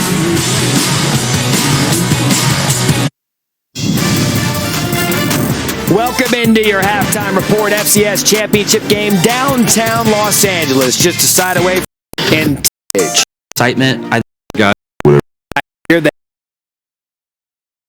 Cinderella story wants to continue, and it doesn't. The Bolitnikoff Award winner, Jalen Hyatt. That's good company. Still ahead. Yes. Freight UTI the net. Blur of red and black. Time when you go complicated, so to speak. And Pelt, it is the state offense side. Mark Gronowski, quarterback. Only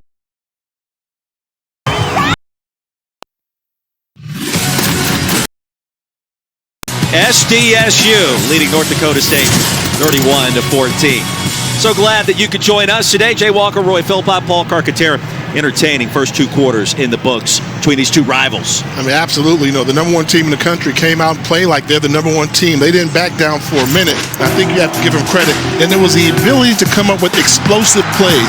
North Dakota State gave up an explosive play in the running game, something they don't do. And then this right here was just a great play call to get another explosive play yet again on a touchdown. The number of explosive plays just kept on coming. Long runs, missed tackles by the Bison. South Dakota State, I'm going to call it a pretty flawless first half offensively. Amar Johnson goes for over 115 yards on the ground. You see the score, it tells the story. Costly turnover for the Bison as well that kind of changed the complexion of that second quarter. I definitely agree with you on that one, because you're talking about they were down by 7 and they had the football, then they turned it over in their own territory, and a good football team is going to make you pay. And once North Dakota State got in that trail position down by 2 scores, the Jackrabbits continue to apply the pressure. Will the dynasty continue for NDSU, or is South Dakota State on the verge of claiming its first national championship? Jackrabbits will get the ball first. Jaden Yonke. The nice move. Plow ahead to the 25. We check in with Paul Carcaterra.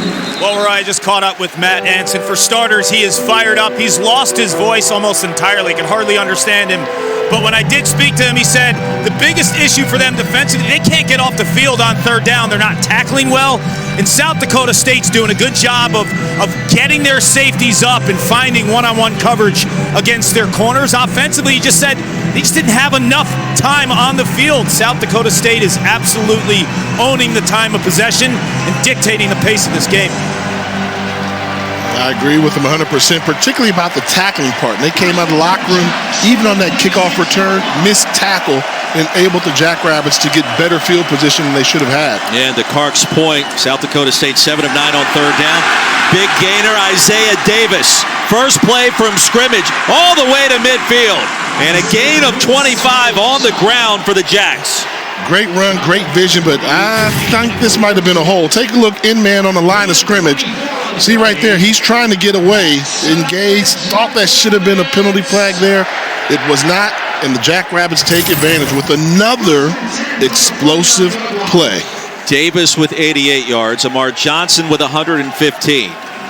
The lead is 17 for the top seed Jacks. And we're the favorites coming in against NDSU.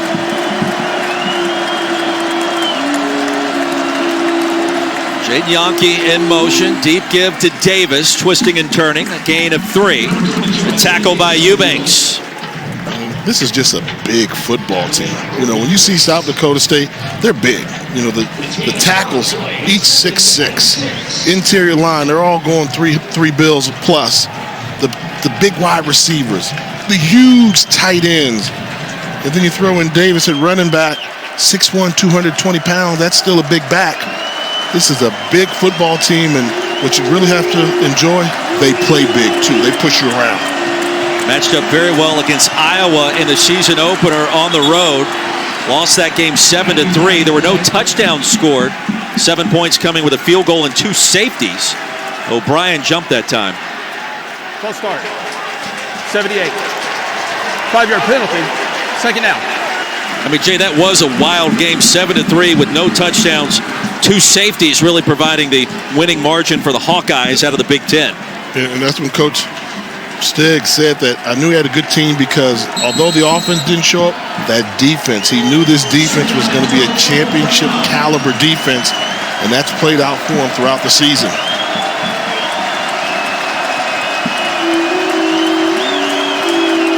Second and 12 after the penalty. John O'Brien. Gronowski, design quarterback keeper. Gronowski with a pass. There he goes. Mark Gronowski from 51 yards out.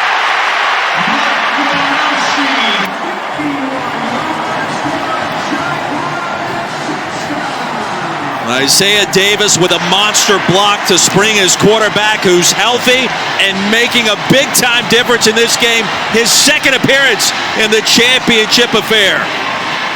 And I'm going back to offensive coordinator Zach Lohan. He is absolutely carving them up with the play selection there. We knew Gronowski could run the football. Wasn't much of a running threat in the first half. But my, oh my, what a huge play to start off this second half. Hunter Dustman on for the PAT.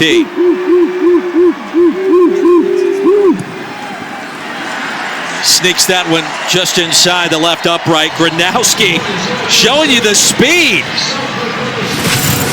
Dial it up, coach. I can handle it. Gets a nice little lead block there. Way to change direction. And the kid from Naperville, Illinois, feeling himself, and I would too.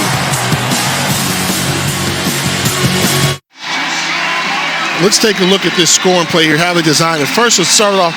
The linebacker, Kubitz, I don't even know if he sees this block coming that's coming his way by the way of Isaiah Davis as he gets him there. And as we run this play there, you'll see the wham block come there. He doesn't see it too late. But Freezer right there. Take a look at the effort here by Yonkins. He's going to get not one, but two Bison defenders trying to tackle his quarterback. Wipes him out there. Explosive play again in the running game. And the fantastic effort down the field by the wide receiver. Jackson Yonke, twin brother Jaden. They say Jackson's got the bigger neck. Loves playing football. They both do. They're both their harshest critic and also yet their biggest fan, so to speak. But you take out two on one play where your quarterback rumbles in for a touchdown. That's something special. That's what you want. You know, you wonder about the scouting report when they say, oh, one's got a big neck, one doesn't. Well, if you're going to be the one with the bigger neck, you need to block a little bit better than the one with the smaller neck. And he showed it there. Raja Nelson muffs the kick return in his own end zone. Did he get out? Should be a touchback either way. We turn to our rules expert, Matt Austin, here, right? That's a touchback no matter what happens. Yeah, until you get possession, it's just a live ball. It goes back into the end zone. You can take a knee and down it there. That's a touchback. Good call by the officials. The result of the play is a touchback. There, you know, I think the folks at home will wonder, well, once he gets it, it looks like he's trying to run to get out. But you're saying it doesn't matter. Even if he's running, he's in the end zone. And a touchback is the call and the correct call. And he's fortunate they marked him in that end zone because another looked like he might have come out to about that 1 foot line. 38-14, 2 minutes into our second half. NDSU has to have points on this possession.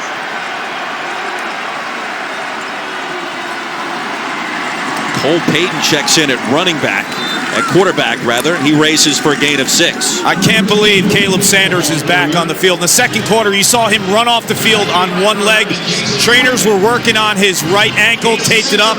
He's good to go. I've been watching him a lot today. He is so patient, doesn't really say much on the sidelines, and he's an elementary education major. He wants to teach 2nd to 5th grade after his football days are over, and imagine walking into an elementary school and seeing that guy as your teacher. That's kind of cool. No doubt.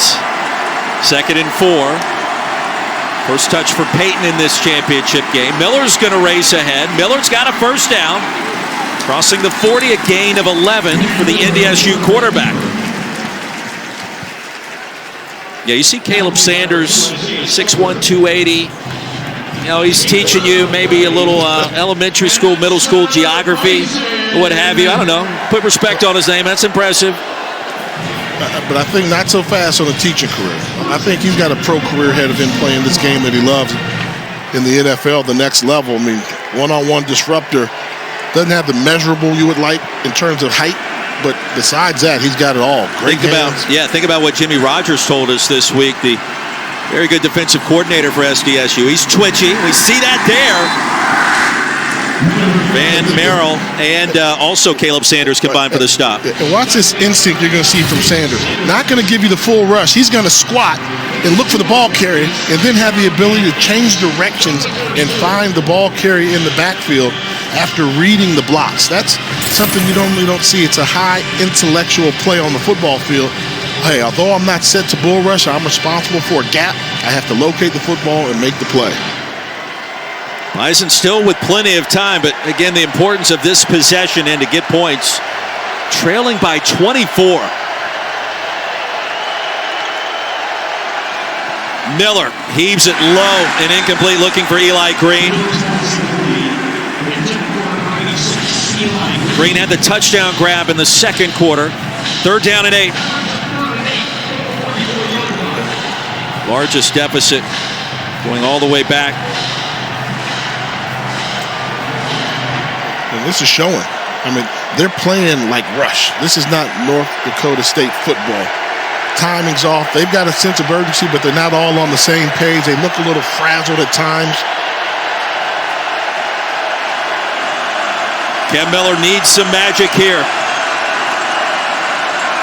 Empty backfield, 3rd and 8 surveys. Crosser is there to the tight end Stubble. Stop near midfield, a gain of 5 Penalty, and now yeah. decision time as a penalty marker comes in. Absolutely on Kubis. They're going to put that back. That'll be 15-yard variety probably. Number 2, Isaiah Stolberg on the tackle.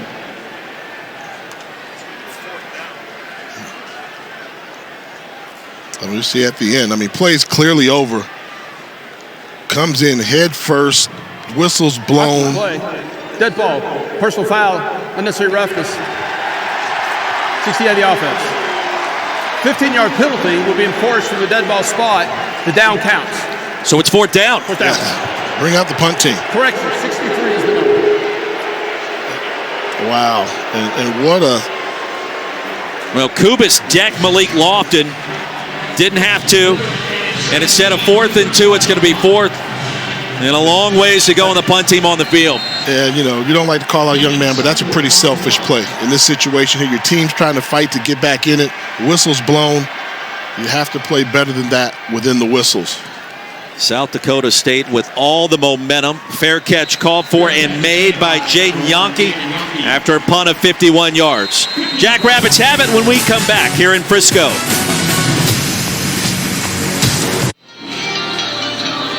Don't forget, NCAA championship coverage continues with the men's and women's indoor track and field championship. That's March 10th and 11th. For more information, visit NCAA.com, the home for all 90 NCAA championships. Now the offensive line play so far today for SDSU, Jay. Oh, been fantastic. They have explosive plays for a reason. Look how much time the running back has to change directions, not allowing any white jerseys to get there. Where are the white jerseys? At the line of scrimmage or beyond, being pushed around. This offensive line has done a good job of protecting their house and getting to the second level, allowing the Jackrabbits to rip off huge plays in the running game. The score tells the story. Rush yards does as well. 264 for the Jackrabbits. Just 71 for NDSU. Unthinkable before today between these two teams. Yeah, one-sided. They're just really playing well. The number one team is showing you why they're number one. Bernowski wants more. Yonke had it glance right off of his fingertips. That was Jackson in the sunlight out of the shadows. And I think that's what it was. That ball snuck up on Yonke. I'd like to see him run the football right now, get the first down, then get out of the shadows where you're playing in sunlight again. But that throw there came from the dark side of the field all the way to the bright sunlight. Loan him your shades, Phil Pop. I got some. They're right here. I got some for Christmas. Good afternoon for Gronowski through the air and on the ground. That last touchdown coming on the ground. The sophomore quarterback, Amar Johnson with a touch. Well, he's been hard to bring down. Bison will do it at the 21, a gain of 7. And that's another one of the plays that tells you, where's the penetration? Look how deep he gets before he's touched. He has the ability to get to the line of scrimmage and then jump cut and get back to the right. If you're winning the battle at the line of scrimmage, he's covering up when the first hole's not there. But we've seen him time and time again control the line of scrimmage and allow the runners secondary running lanes. They're going to run it again. In this situation now, you control the line of scrimmage, run the football again. 8 in the box for the Bison. Johnson, the running back. Gronowski to the air. And the pass is caught, a one-handed grab by Jaden Yonke, and that is enough for a first down. Throwing the ball again from the dark side to the light side, but look at the one-handed grab.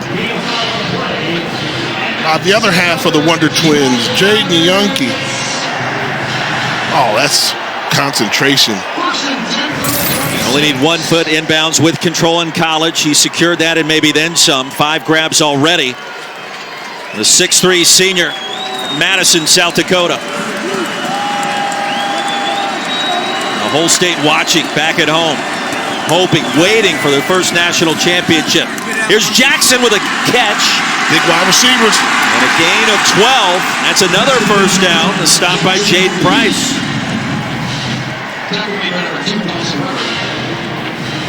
Jackrabbits, since that first quarter punt, their only punt of the afternoon, dominant. With mostly touchdowns. I mean, that's what you really like to see. Mostly touchdowns, not settling for field goal tries. Great offensive performance. And the big offensive unit is playing big.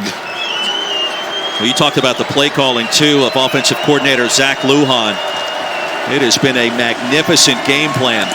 All of these SDSU coaches, too, talk to us this week as Davis will be stopped after a short pickup. Really, everything about their program has been designed for this moment. Yes. And it's been designed to battle NDSU for a championship because they were the team that kind of paved the way, so to speak, Missouri Valley Football Conference, and showed the path to win multiple championships. Yeah, and the coaches took it upon themselves, particularly the defensive coordinator, Jimmy Rogers. But when you ask Coach, what's it been like to be, for all intents and purposes, the second best team in your conference sometimes, third best team in your conference against your rival. How did you handle that? It only made us better, and they geared themselves up. How do we build a program that can beat North Dakota State? And right now, they're close to doing that. Johnson A-gap burst, driven down after a gain of 4. Kaiser with the tackle, an important third down coming up. I mean, the passion that we heard in the voices of these coaches, in particular Jimmy Rogers, as you just indicated, he said this is personal. It's personal not only to me, it's personal to everybody in this building, everybody that made the trip to Frisco to face off against Matt Ince. And they showed up. I mean, the fan base came out and showed, and the Jackrabbit Former Player Association was here. They had over 250 people watch their practice and walk through yesterday. Halfway through the third, on third down, Davis. He stopped just short. 4-yard gain. Let's see how aggressive Coach Stig wants to be. Punt it. Tutsy the tackle. I'd punt the football here. I mean, your defense is playing great. Do not give North Dakota State a spark of life with great field position in case they make a stop on one play. I agree with the decision here by South Dakota State to punt the football. Hunter Dustman to punt. Jaden Price back deep to receive for the Bison. Still have life. Need points. 4th and 1. Dustman gets it away. A wobbler. An outstanding bounce for the Jacks. Great play. It'll be ruled down at the 1. It's a punt of 52. The Bison get it back in Frisco after this.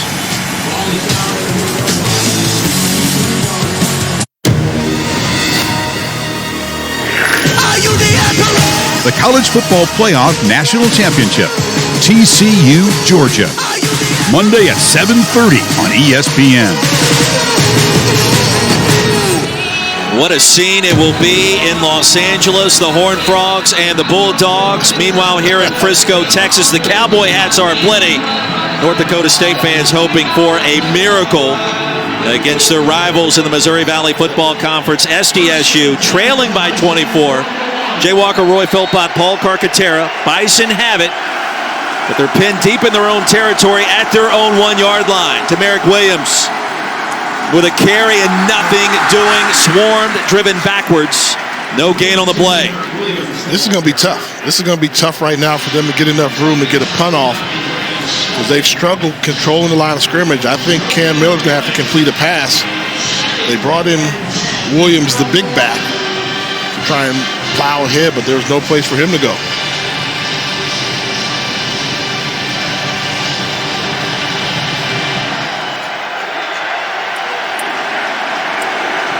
Frisco has been on fire for this game. It has been electric. It has been loud. I'm telling you, it's going to be tough, Roy. Third down, and Williams could not find a crease. We saw Adam Bach, who's now healthy, has been a difference maker for defensive play caller Jimmy Rogers today. 39.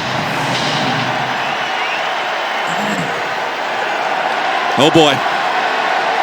This place is going to get loud. Right in front of the student section with the band of South Dakota State as well.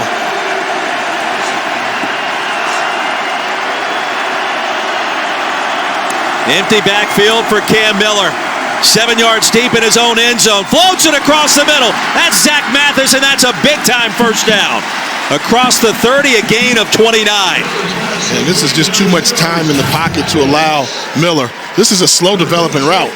You see he comes all the way across the formation, delayed crossing route.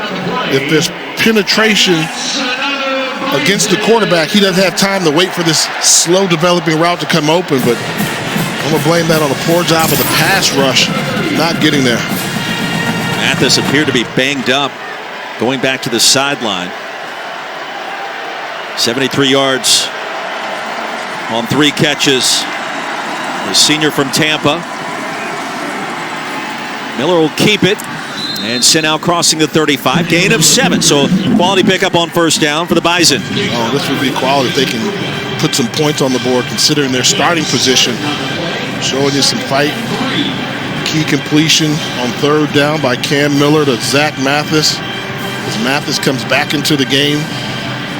Tremendous size, 6'6" senior from Tampa, Florida.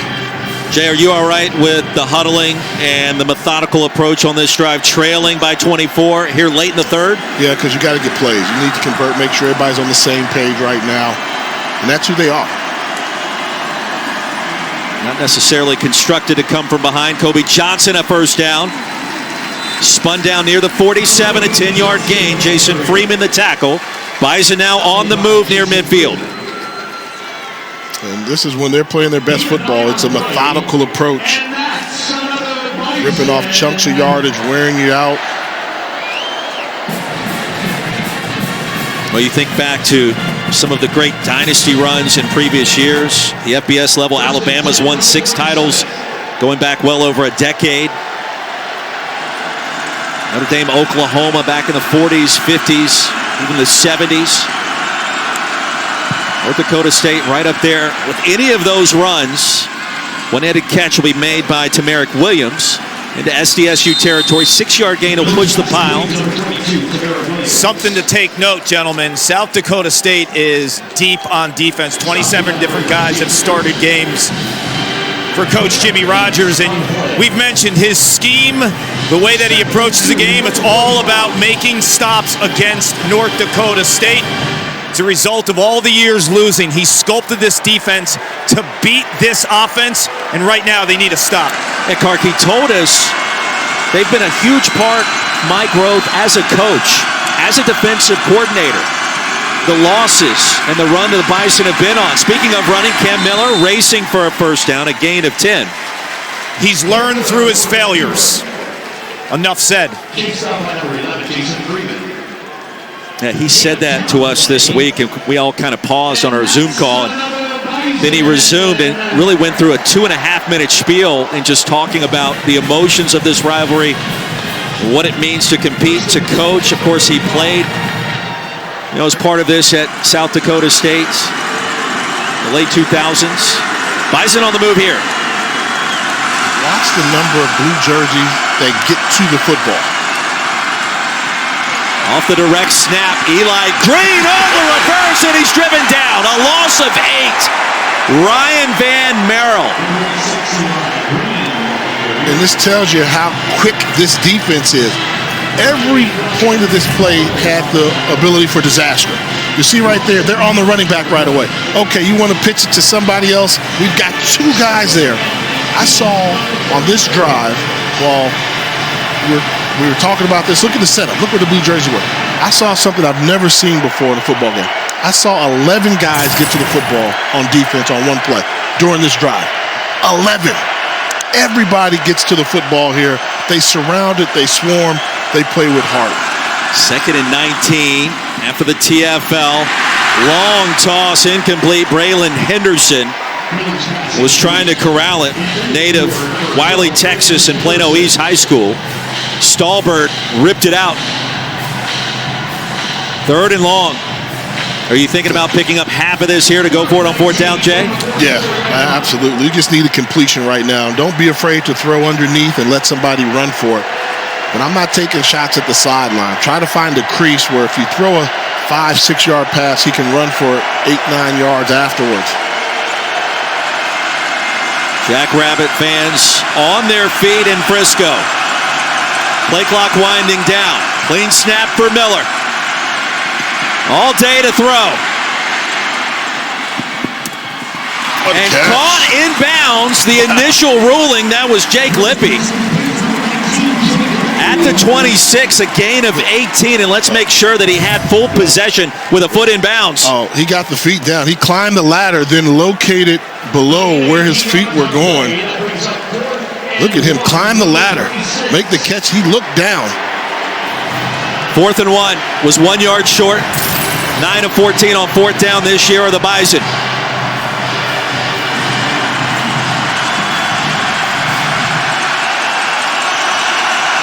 Brosio checks in at running back. 6'1", 230. Miller's going to keep it, and he'll cross the 25. He has enough for the 1st down. And you had to run to the left side behind Cody Mock. I mean, season's on the line, game's on the line, 4th and 1, we're going left. I'm going behind my All-American left tackle, assuming he's going to win his battle. And I like the play call. 12th play of the drive coming up. Cody Mauch came to campus as a walk-on, as a tight end. He's grown up through the years and now has become an NFL draftable prospect at offensive tackle. Started out at their ogre position as a glorified tight end / offensive lineman. Kobe Johnson, no gain. So this is why you have to throw the ball. Look at all those blue jerseys around the ball carrier. Go to the secondary. Get some one-on-one matchups where you can make a catch, make somebody miss, and pick up big yardage. Bison will try to squeeze in one more play in the 3rd, and they do. Time for Miller. Into the flats. Johnson was hit hard by Lofton. Check it. It was Gales. And Dyshawn Gales prevents the completion. Well, the emotions of a national championship game on display, and the Jackrabbits firmly in control with 15 minutes to go. The NCAA FCS Championship continues after this message and a word from our ABC stations.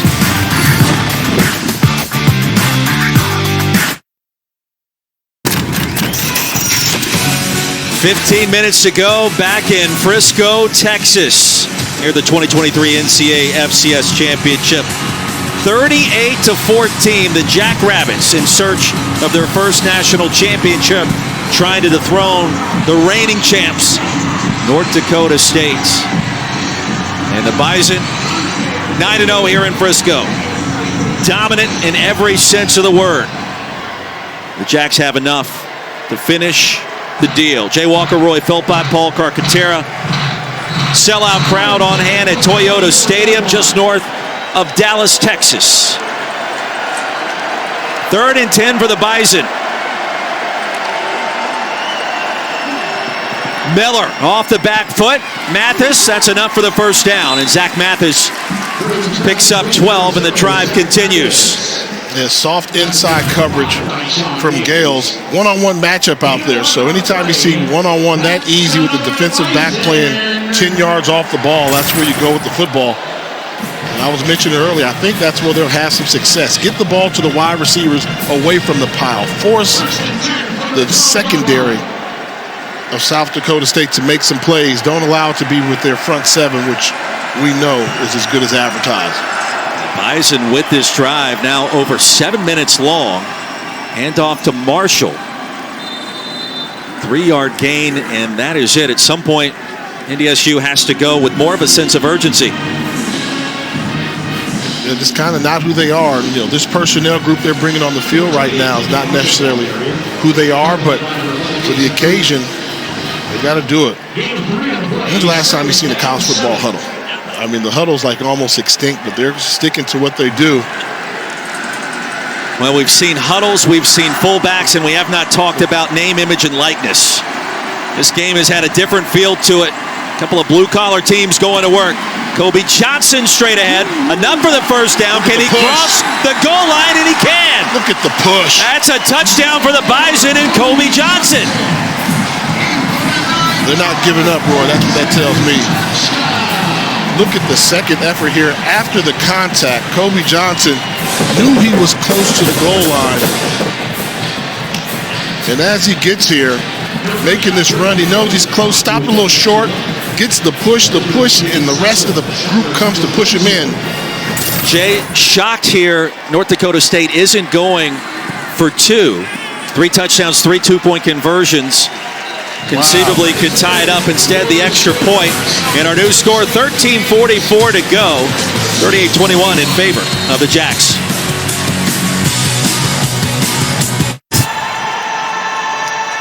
(38-21) our score.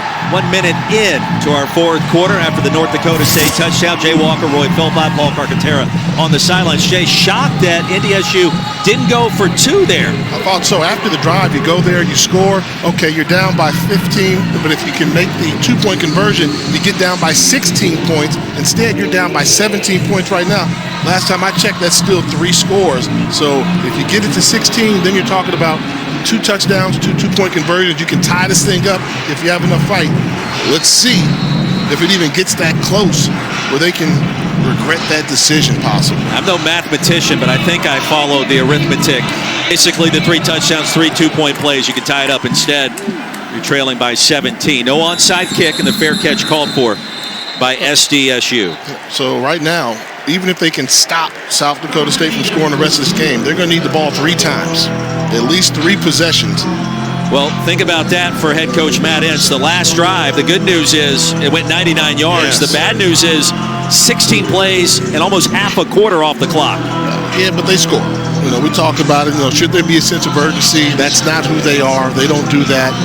You know, they can throw the ball. They can hit you with big plays, but impressive drive going 99 yards. Took a little bit longer than you would expect.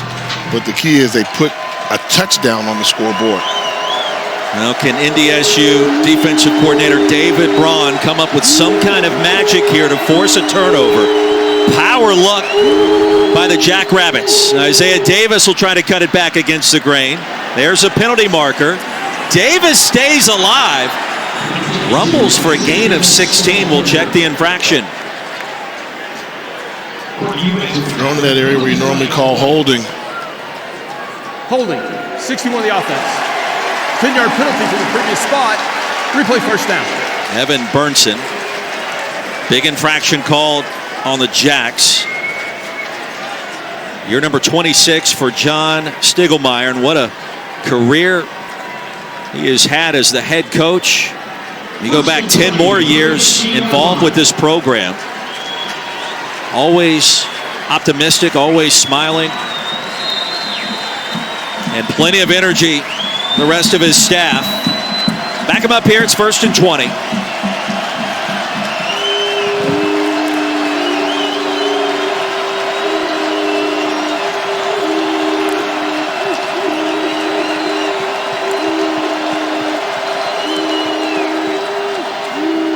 Davis again. North Dakota State ready and waiting. Gain of 2, and that's it. Penetration coming in with those linebackers, and also Tony Pierce, Nick Kubitz. And that's a discipline you have to have. You know, you stick to the running game here. You're up by 17 points here. If you don't score this possession, okay, but you want the clock to keep running. Maybe it become a wasted possession because you got the penalty, but let the clock tick. I wouldn't throw the football here unless it was a screen pass or something of that nature. Not saying you're going to play conservative, but after the penalty, realize game situation. Well, the ultimate test for a team that's never won it. Set up the screen, and it's incomplete. That play looked doomed from the snap of the football, looking for Tucker Kraft, and Kaiser blew it up. That's what they believe in, Kraft, trying to go with the tight end bubble screen. Good job of recognition by Kaiser. 3rd and 18. Is this a draw or some kind of quarterback draw? Yeah. Quarterback draw or get the ball to Davis, but I'm still a little surprised they elected to throw it that last play where they stopped the clock. Now the redemption story for Mark Gronowski has been terrific on 3rd down. You saw the production. They'll hand it off to Davis along the far side. No real estate and ushered out back at the 15. He's going to lose 2 yards there. The clock will stop momentarily. And 3 and out for SDSU. And it became a waste possession after the penalty on 1st down. One they'll look back on, but the way the defense has been playing, you hope that they can keep it up. But North Dakota State were one of the few, we'll call it a 4 and out, 4 plays and out, forcing a punt. They should get the ball back in pretty good field position. Jaden Price standing at his own 42. Hunter Dustman, punter and place kicker today for the Jackrabbits, standing at his own 1. All of these moments become critical. Punted away from Price, and how about the bounce?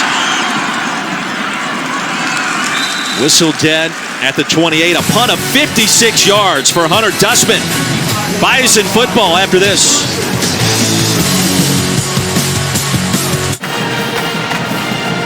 Back in Frisco, where last night it was announced the 2022 FCS award winners. An incredible season for Incarnate Word quarterback Lindsey Scott Jr.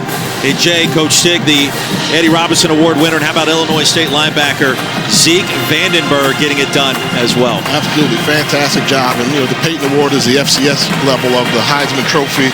Eddie Robinson Award Coach of the Year. Buck Buchanan went to Grambling. How about this? All the awards on the FCS level are named after HBCU grads. Love it. The Freshman of the Year is the Rice Award. Buck Buchanan went to Grambling. Walter Payton went to Jackson State. And Eddie Robinson, the one and the only legendary coach of Grambling. Former Howard signal caller Jay Walker, Roy Philpott, Paul Carcaterra. FCS National Championship. Bison have work to do to defend the crown. Miller fires a quick strike. Mathis has it for a gain of 12. That'll move the chains. It's a 3-possession game, and this defense from South Dakota State knows they have to make one more stop. And Adam Bach, you guys have mentioned him all afternoon long. He's the leader on the field, off the field too. He's getting the troops ready, and he knows what's at stake. A first national championship for this team. And in a day and age where everyone specializes in sports, a 5-sport high school star: football, track, basketball, baseball, and even wrestling. Team captain, mechanical engineering major as well for Adam Bach. His health has been critical. Johnson spun down after a short gain. And right now, if I'm North Dakota State, I'm looking for the explosive play. Not enough time to necessarily be as methodical, but you want to get that quick hitter, that quick hitting play. Maybe a play action, go over the top, one-on-one ball with Zeke Mathis, who's played a fantastic football game for you. Zach Mathis, pardon me. Officially a gain of 1. Last stop made by Caleb Sanders, who remains on the field impressively. Miller fires a pass and it's picked up. Jason Freeman, the weak side linebacker. Second turnover of the game for the Bison. Outstanding field position for the Jackrabbits. They are in business in plus territory. Yeah, through in the double coverage here, and you got to make a better read. All he's doing is reading his eyes. So you're going to see him come from right here, and look at his eyes. He's got a clear vision on the quarterback. He's just looking at the pocket. Where are you taking me? Where are you taking me? Where are you taking me? Oh, you're taking me to the football. I'm going with it. Great recognition by Jason Freeman.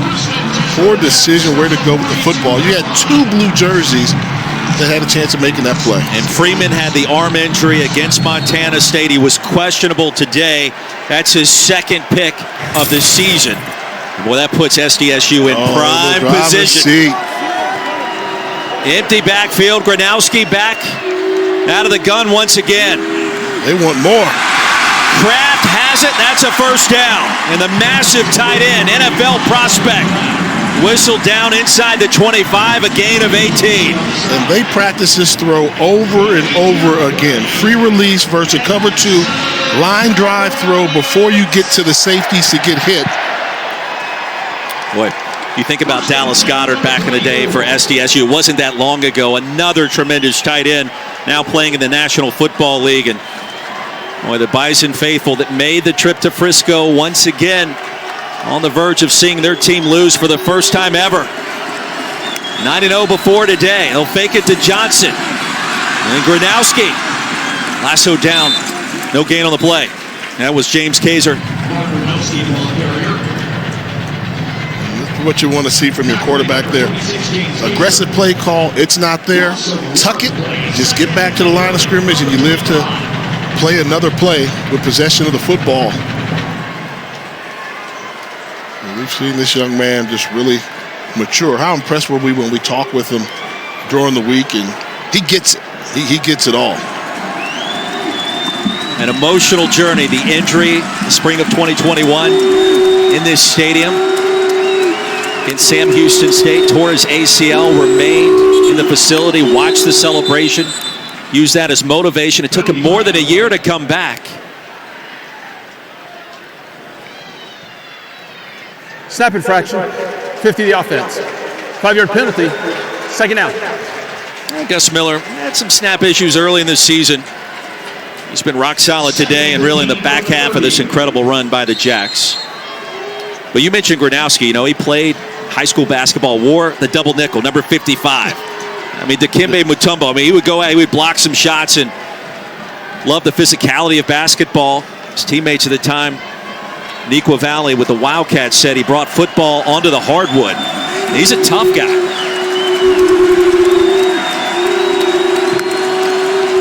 He'll hand it off. Lamar Johnson straight ahead on 2nd and long. You know, you were talking, Roy, about Gronowski and when he was injured sitting out. He told me this week when he missed last season, the game actually slowed down for him when he returned. He watched a ton of film. He became a football junkie, and understanding his teammates and empathy and everything involved around that injury and sitting out has made him a better player, he said. Yeah, the headset on the entire season a year ago. Taking a page out of the Aaron Rodgers playbook before the game. He takes a deep breath, spells out the word relax, and then does it again just to help calm his nerves, to get ready for the task at hand. End zone. Touchdown, SDSU, Jackson Yonke from 30 yards out, and that may just about do it.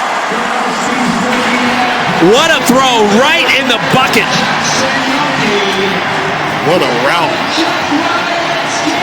by Yonke. Fantastic job of setting up the defensive back on a little double move. As you mentioned, perfectly thrown ball. I mean, look at this. Nice tight spiral, but look at the separation right over the left shoulder where only his receiver can make the catch. Older brother Brian Gronowski celebrating in the stands with his parents. Boy, that tells you exactly how he feels about the rivals of SDSU, right? No love lost. And this is what you call leave no doubt. Yeah. I mean, I'm trying to say they're going to take a look at this. They're trying to see if he was routed out of bounds and then came back inbounds. Replay official today is Bill Sora. We turn to our rules expert, Matt Austin, on that sequence. And how is that officiated when you're forced out and then you come back in? Well, as long as you're forced out and the official sees it and throws it, drops his hat to signify that, you can come back in and be the first to touch a ball. The only way this could be reviewable is if there was absolutely no contact at all and it's just a missed call by the official. So replay wanted to take a look at it and see if he actually was contacted. Yeah. Replay can't decide on the severity of the contact. Any contact, hats down, then it's not reviewable. If they've got the angle, I would love to see it because, as I mentioned before, it was a little double route. You see, he started off running gave himself enough room to go out and then went up. So we just called out. No, this would be a good look right here. You see him selling them there?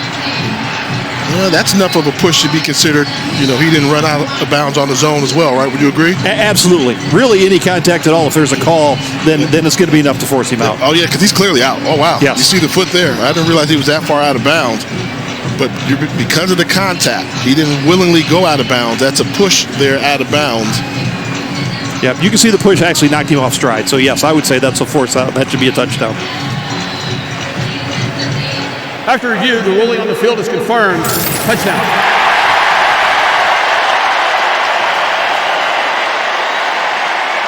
(44-21). Call confirmed. The Jackrabbits on the verge here in Frisco. The fourth touchdown for SDSU. Look at that. You knew it was 30 yards out or further. The better Dakota. It's getting personal. An extra point is good. Gronowski's are celebrating. They made the trip down, and rightfully so. It's all SDSU in Frisco, Texas. The emotions of playing in and potentially winning a national championship. Head coach and star receiver Jackson Yonke and Coach Stig dap it up with the Gronowski family as well.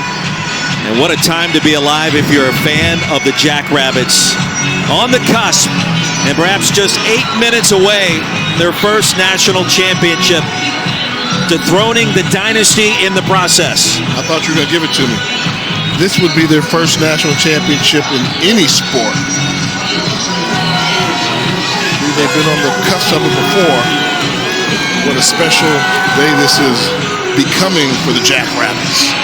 45 on the board, the most points by any team since the title game moved to Frisco.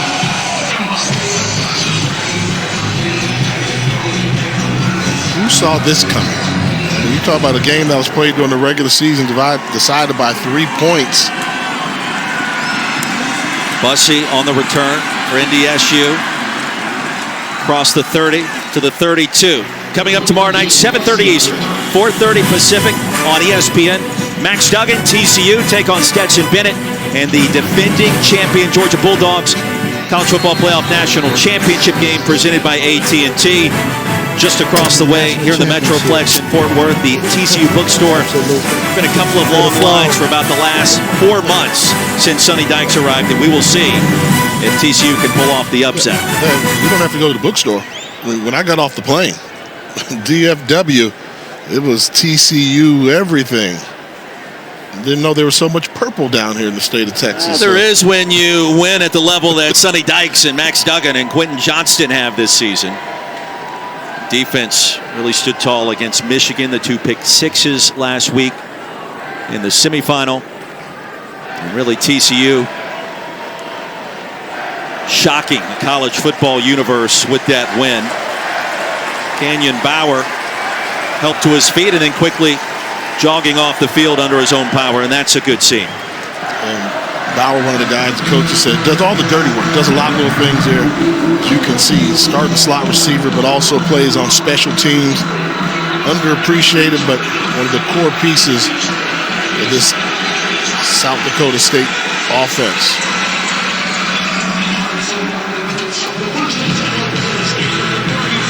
Starting to sound a lot like Brookings, South Dakota, home of the Jackrabbits.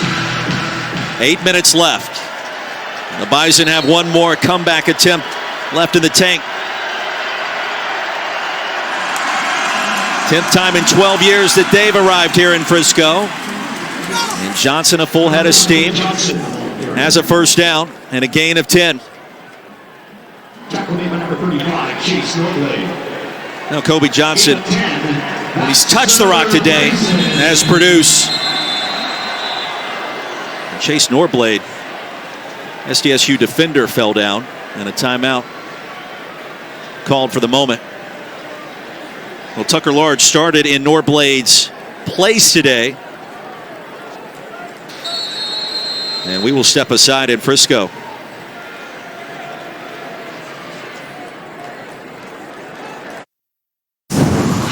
South Dakota State came into this championship game leading the country in rushing yards allowed, just 83 per game. North Dakota State today so far, Jay, only a $115 on 27 attempts. And the Bison average almost 275 yards rushing per game. Was not the case today as the vaunted defensive line for South Dakota State did a fantastic job stuffing the run. Hey, Cart gave us the update on Caleb Sanders, who hobbled off in the first half, then came back to play, and big number 99 has really been one of the anchors for this Jackrabbits defense. So many different ways this afternoon. Swing pass to Williams, and nothing doing. It's ruled incomplete as it popped out late. I'll give Williams credit for gutting this one out. He was injured, and that ankle injury going back to the quarterfinal. Didn't know if he would play. It was not listed on the 2D depth chart release late last week, but he has been out there. 2nd and 10 for Cam Miller. Jettison to the right, and then go out near the 48, make it the 49. Gain of 7. Keeping the play alive there. As we mentioned before, this is not, Bison football, how they're used to doing it. They're used to being in close games and finding ways to win late. But now, truly in the trail position, yet to find that explosive play they need to get a quick strike, put some points on the board. 3rd and 2. Miller retreats. Now darts ahead. Made one defender miss, close to first down yardage. Stopped at the line. And that is enough to move the sticks. Think about this, Jay. North Dakota State all-time, the FCS playoffs, all-time, 44-3. And to lose a game in the postseason, it is newsworthy. It's never happened in the championship game that we're seeing here today. But, I mean, it's dominance, winning national titles, and just at least reaching the championship. Going unscathed in that department.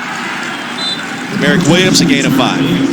For so many years, you always knew the road to an FCS championship, you have to go through Fargo, North Dakota, in the Fargo Dome. And what surprised a lot of people is they proved we're not just an indoor football team. We can win outside here in Frisco with their preparation. Remarkable run. Coaches have been rewarded. Players have championships. Program national exposure.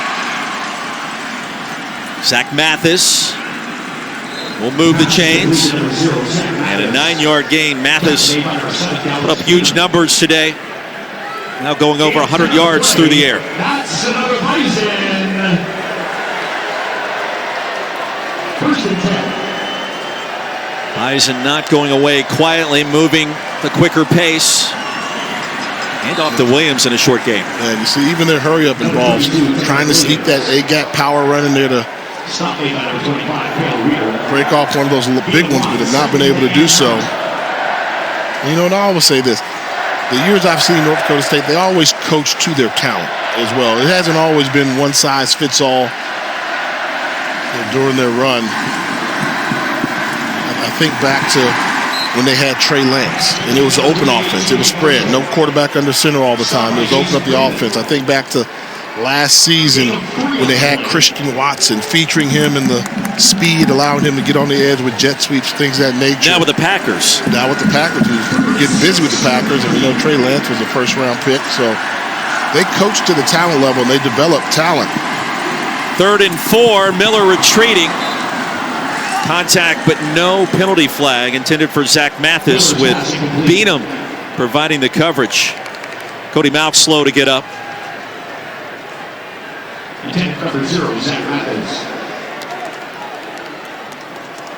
And now 4th down.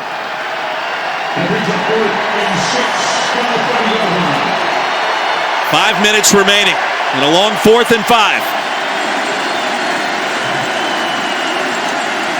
Had some success with the crossing routes, slow developing crossing routes, if they can get the matchup and protect the quarterback. Miller's got to have it. Pressure. Heaves one. Nobody home, and it's intercepted. Gales the pick. Racing out of bounds and celebrating. The South Dakota State fan base. 4th interception of the season for Dyshawn Gales. And the recognition not there for Cam Miller. One of the few times that the Jackrabbits played straight man-to-man coverage. Cover 2 man, 2 safeties high, man-to-man across the field. And actually, in cover 2 man, if you run the football, you're the guy. So take a look here. Once he gets outside of his pocket here, if he would have decided to run, there was room to run for the first down, not realizing there's a safety high and a cornerback. Interception. Game, set, match.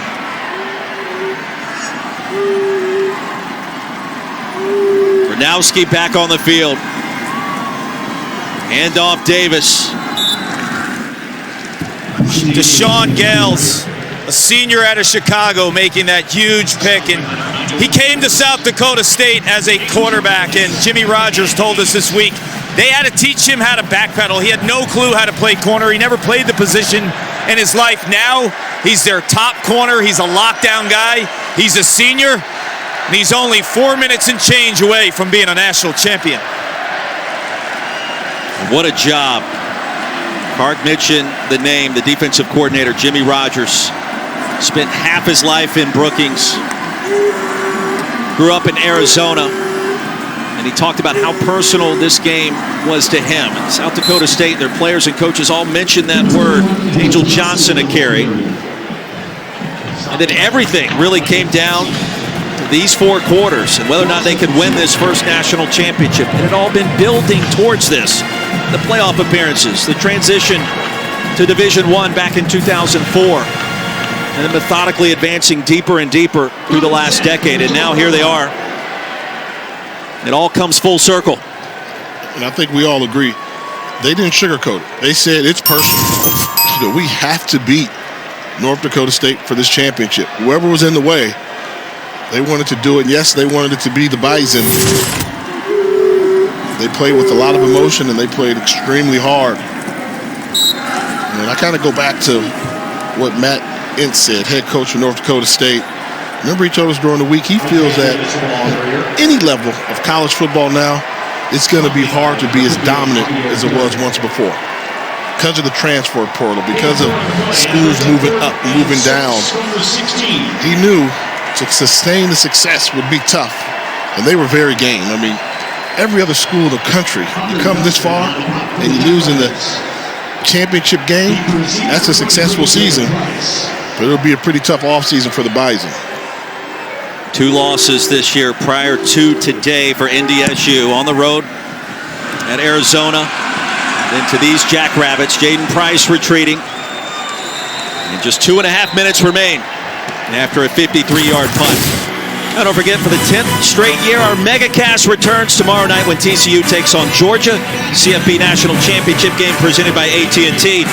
Traditional game call on ESPN, but MegaCast has you covered with multiple ways to watch and to listen to the broadcasts across all of the ESPN networks, ESPN Radio, and wherever you may be, we've got you covered. Skycast, ESPN Deportes, the Command Center on ESPNU. Can't wait to watch, and the Jackrabbits getting the Powerade ready to go. Coach Stig, look out. Be on the lookout. And normally you would say it's a little bit too cold, right? You know, because the temperature dropped a little bit and it's cold here, but no, these folks are from the Dakotas.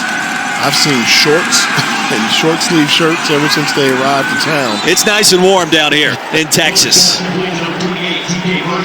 Marshall picks up a gain of 5. Nobody cares about the weather at this point if you're from Brookings. Give them an extra couple of yards. Time winding down. North Dakota State keep it on the ground. It'll be the first time the Bison have lost in Frisco. 9-1 after today. Won the championship last year. An incredible run, at least for this season, comes to a close for NDSU.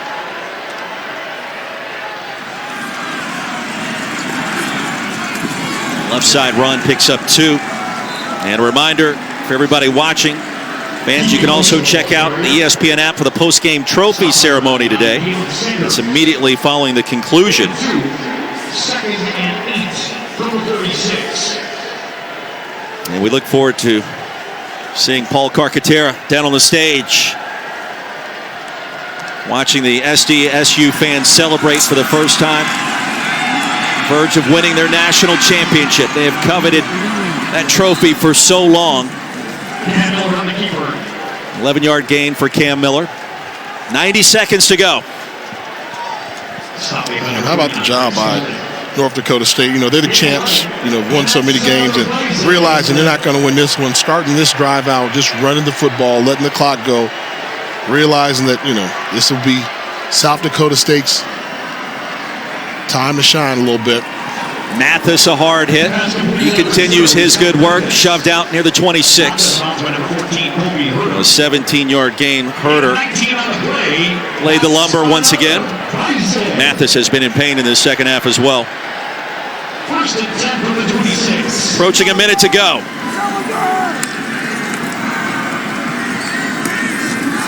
You see, that's the running play there I'm talking about. They could have come out, kept throwing the ball, let's do it, but down by a lot. Tackled by number 6, Savion Williamson. Showing quality, classy act. Bison with their full complement of timeouts, not utilizing those under a minute to go. A couple of more snaps where this one goes in the books. There's a sack. Reese Winkleman, 6'4" senior, closing out his career, pointing to the ring finger. Well, we always talk about the number of blue jerseys that swarm to the football. If you get by one, he's going to keep coming, but that's just a great individual effort. Kind of the story. Strength of this Jackrabbit team is the defensive line. Their physicality, how they win their battles, and fitting that they get a sack late in this game. Incredible atmosphere. Frisco, gracious host once again. Our production crew working hard all week. Our director, Anthony DeMarco. Our producer, Chris Damiani. Brian Yarrow on site with us this last couple of days. Jay Walker, Paul Carcaterra, Roy Philpott. This has been an incredible experience, and even more sensational for SDSU and its fans making the trip some 900 miles south here to Frisco today. It's been great for both sides. And pretty good scene as we see Coach Stiggs get that long-awaited, the ultimate Gatorade bucket for a national championship, but I actually just saw him hug the coach that hired him to get into coaching years ago when he was just a student. Cam Miller will buy some time and brought down short of the 15. The Powerade on top of Coach Stig. It may be a little chilly, but it feels so good on a day like today. The Powerade bucket, get it right. You're right there. But it feels good. But, you know, meeting him was such a quality act. You know, at a certain point I had to ask myself, when did football come into your life? Right. Was a math teacher and talked about how he loved spending time with his wife, Lori, and their 4 grandkids. But real interesting character. And that tenure that you see, you don't see tenures go as long as Coach Stiggs has had at South Dakota State. 4th down.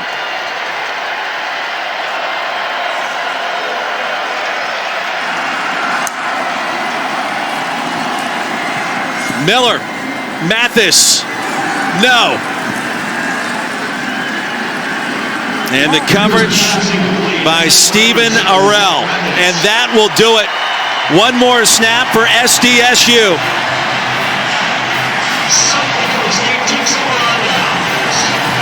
Jackrabbits take over on downs.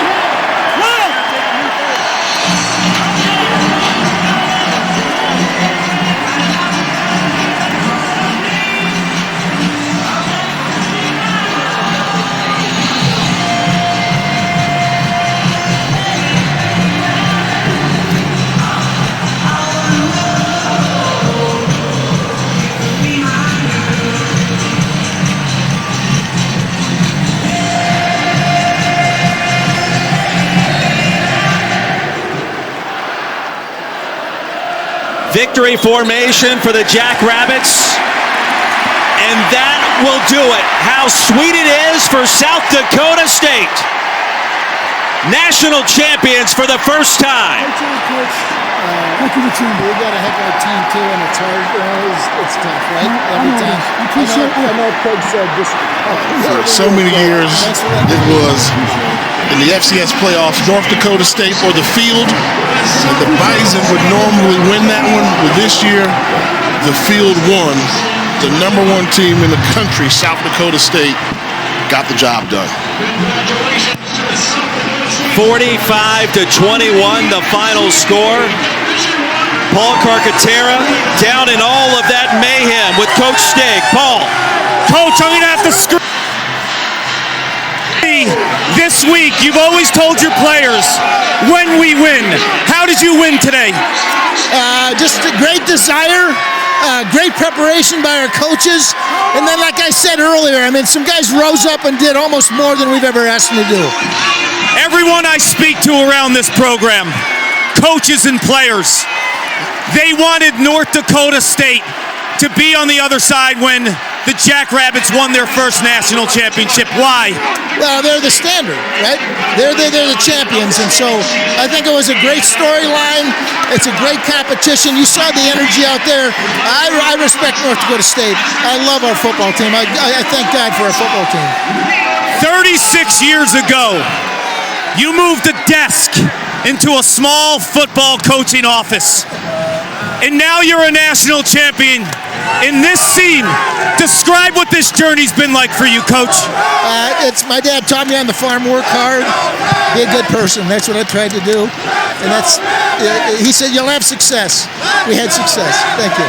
You've had great success. Congratulations. Thank you, sir. Kark, well done, and always great to hear from Coach Stig, and especially the magnitude of this moment. It finally catches up to him. 45-21, the final score, and the first national championship for South Dakota State officially in the books here in Frisco, and the first time that NDSU has ever lost in this game. Well, what a scene it is here at Toyota Stadium. Jay Walker, Roy Philpott, we just heard from Kark, and boy, this game had a little bit of everything, but really a microcosm of the slow climb for SDSU to make it to this point, to win the championship against their arch rival, Jay. Yeah, I mean, this game, the day is all about, South Dakota State University. Well-deserved. They handled it the right way all season long. When they became the number one ranked team in the country, they continued on and on and on. The fan base got behind it. The environment there was electric. They believed in themselves. They wanted to prove it was not a fluke that they beat North Dakota State 3 consecutive times during the regular season and that they could do it again in the postseason. Job well done by the Jackrabbits. Well, you talk about the play of quarterback Mark Gronowski, was injured in the first championship game that he ever played in the spring of 2021 in this stadium, a torn ACL, sat out the final 3 quarters. SDSU nearly defeated Sam Houston State. They didn't do it. But today, Gronowski on the ground and through the air, Jay, impressive. Yeah, he was able to engineer explosive plays. They were able to beat North Dakota State going downfield, throwing the football. Big running plays, huge chunks of yardage, which was uncharacteristic for this Bison defense. And Gronowski was the key, making great decisions as a leader for his offense. The sophomore from Illinois, Neuqua Valley High School, the Wildcats, where he played basketball, multi-sport standout, played in the post, and he told us, yeah, that's probably helped me a little bit in football through the years. You see his numbers today, and that rushing touchdown, a big-time difference maker when it still felt like the outcome of this game was in doubt in the third quarter. Yeah, he really kept it going. That's when they just kind of put the brakes on, like they were not going to be denied. And this is one of the best scenes in all of college football. The students down on the field, the stage is already set. The players knew where to go. You can tell when we heard Kark talk to Coach Stiggs, he said, when we win. So they practiced this. When we win that championship, let's get on that stage and enjoy the moment, which is being the champions of FCS football. It's one thing to win it. It's another thing for SDSU to be this dominant in a game like this with this kind of spotlight on the program. I mean, 45-21, there was nothing flukish about this. Both sides had big plays. SDSU just had so many more. Yeah, you have to like their chances for the future. I mean, a lot of guys on offense are coming back to lose the All-American tight end. But they're building something special. When you take that much time to climb up the ladder to build a program, you don't go back into the cave overnight. They're going to be around for a while. But we also know that North Dakota State, they'll be back. Would certainly be remiss if we didn't mention the outstanding play for both South Dakota State's running backs today. Isaiah Davis went for over 115 yards, as did his teammate Amar Johnson, who had several enormous running plays in the second quarter, just when it felt like NDSU was starting to steal back momentum. Absolutely. The skill position showed up, but the offensive line and defensive line won this game for the Jackrabbits.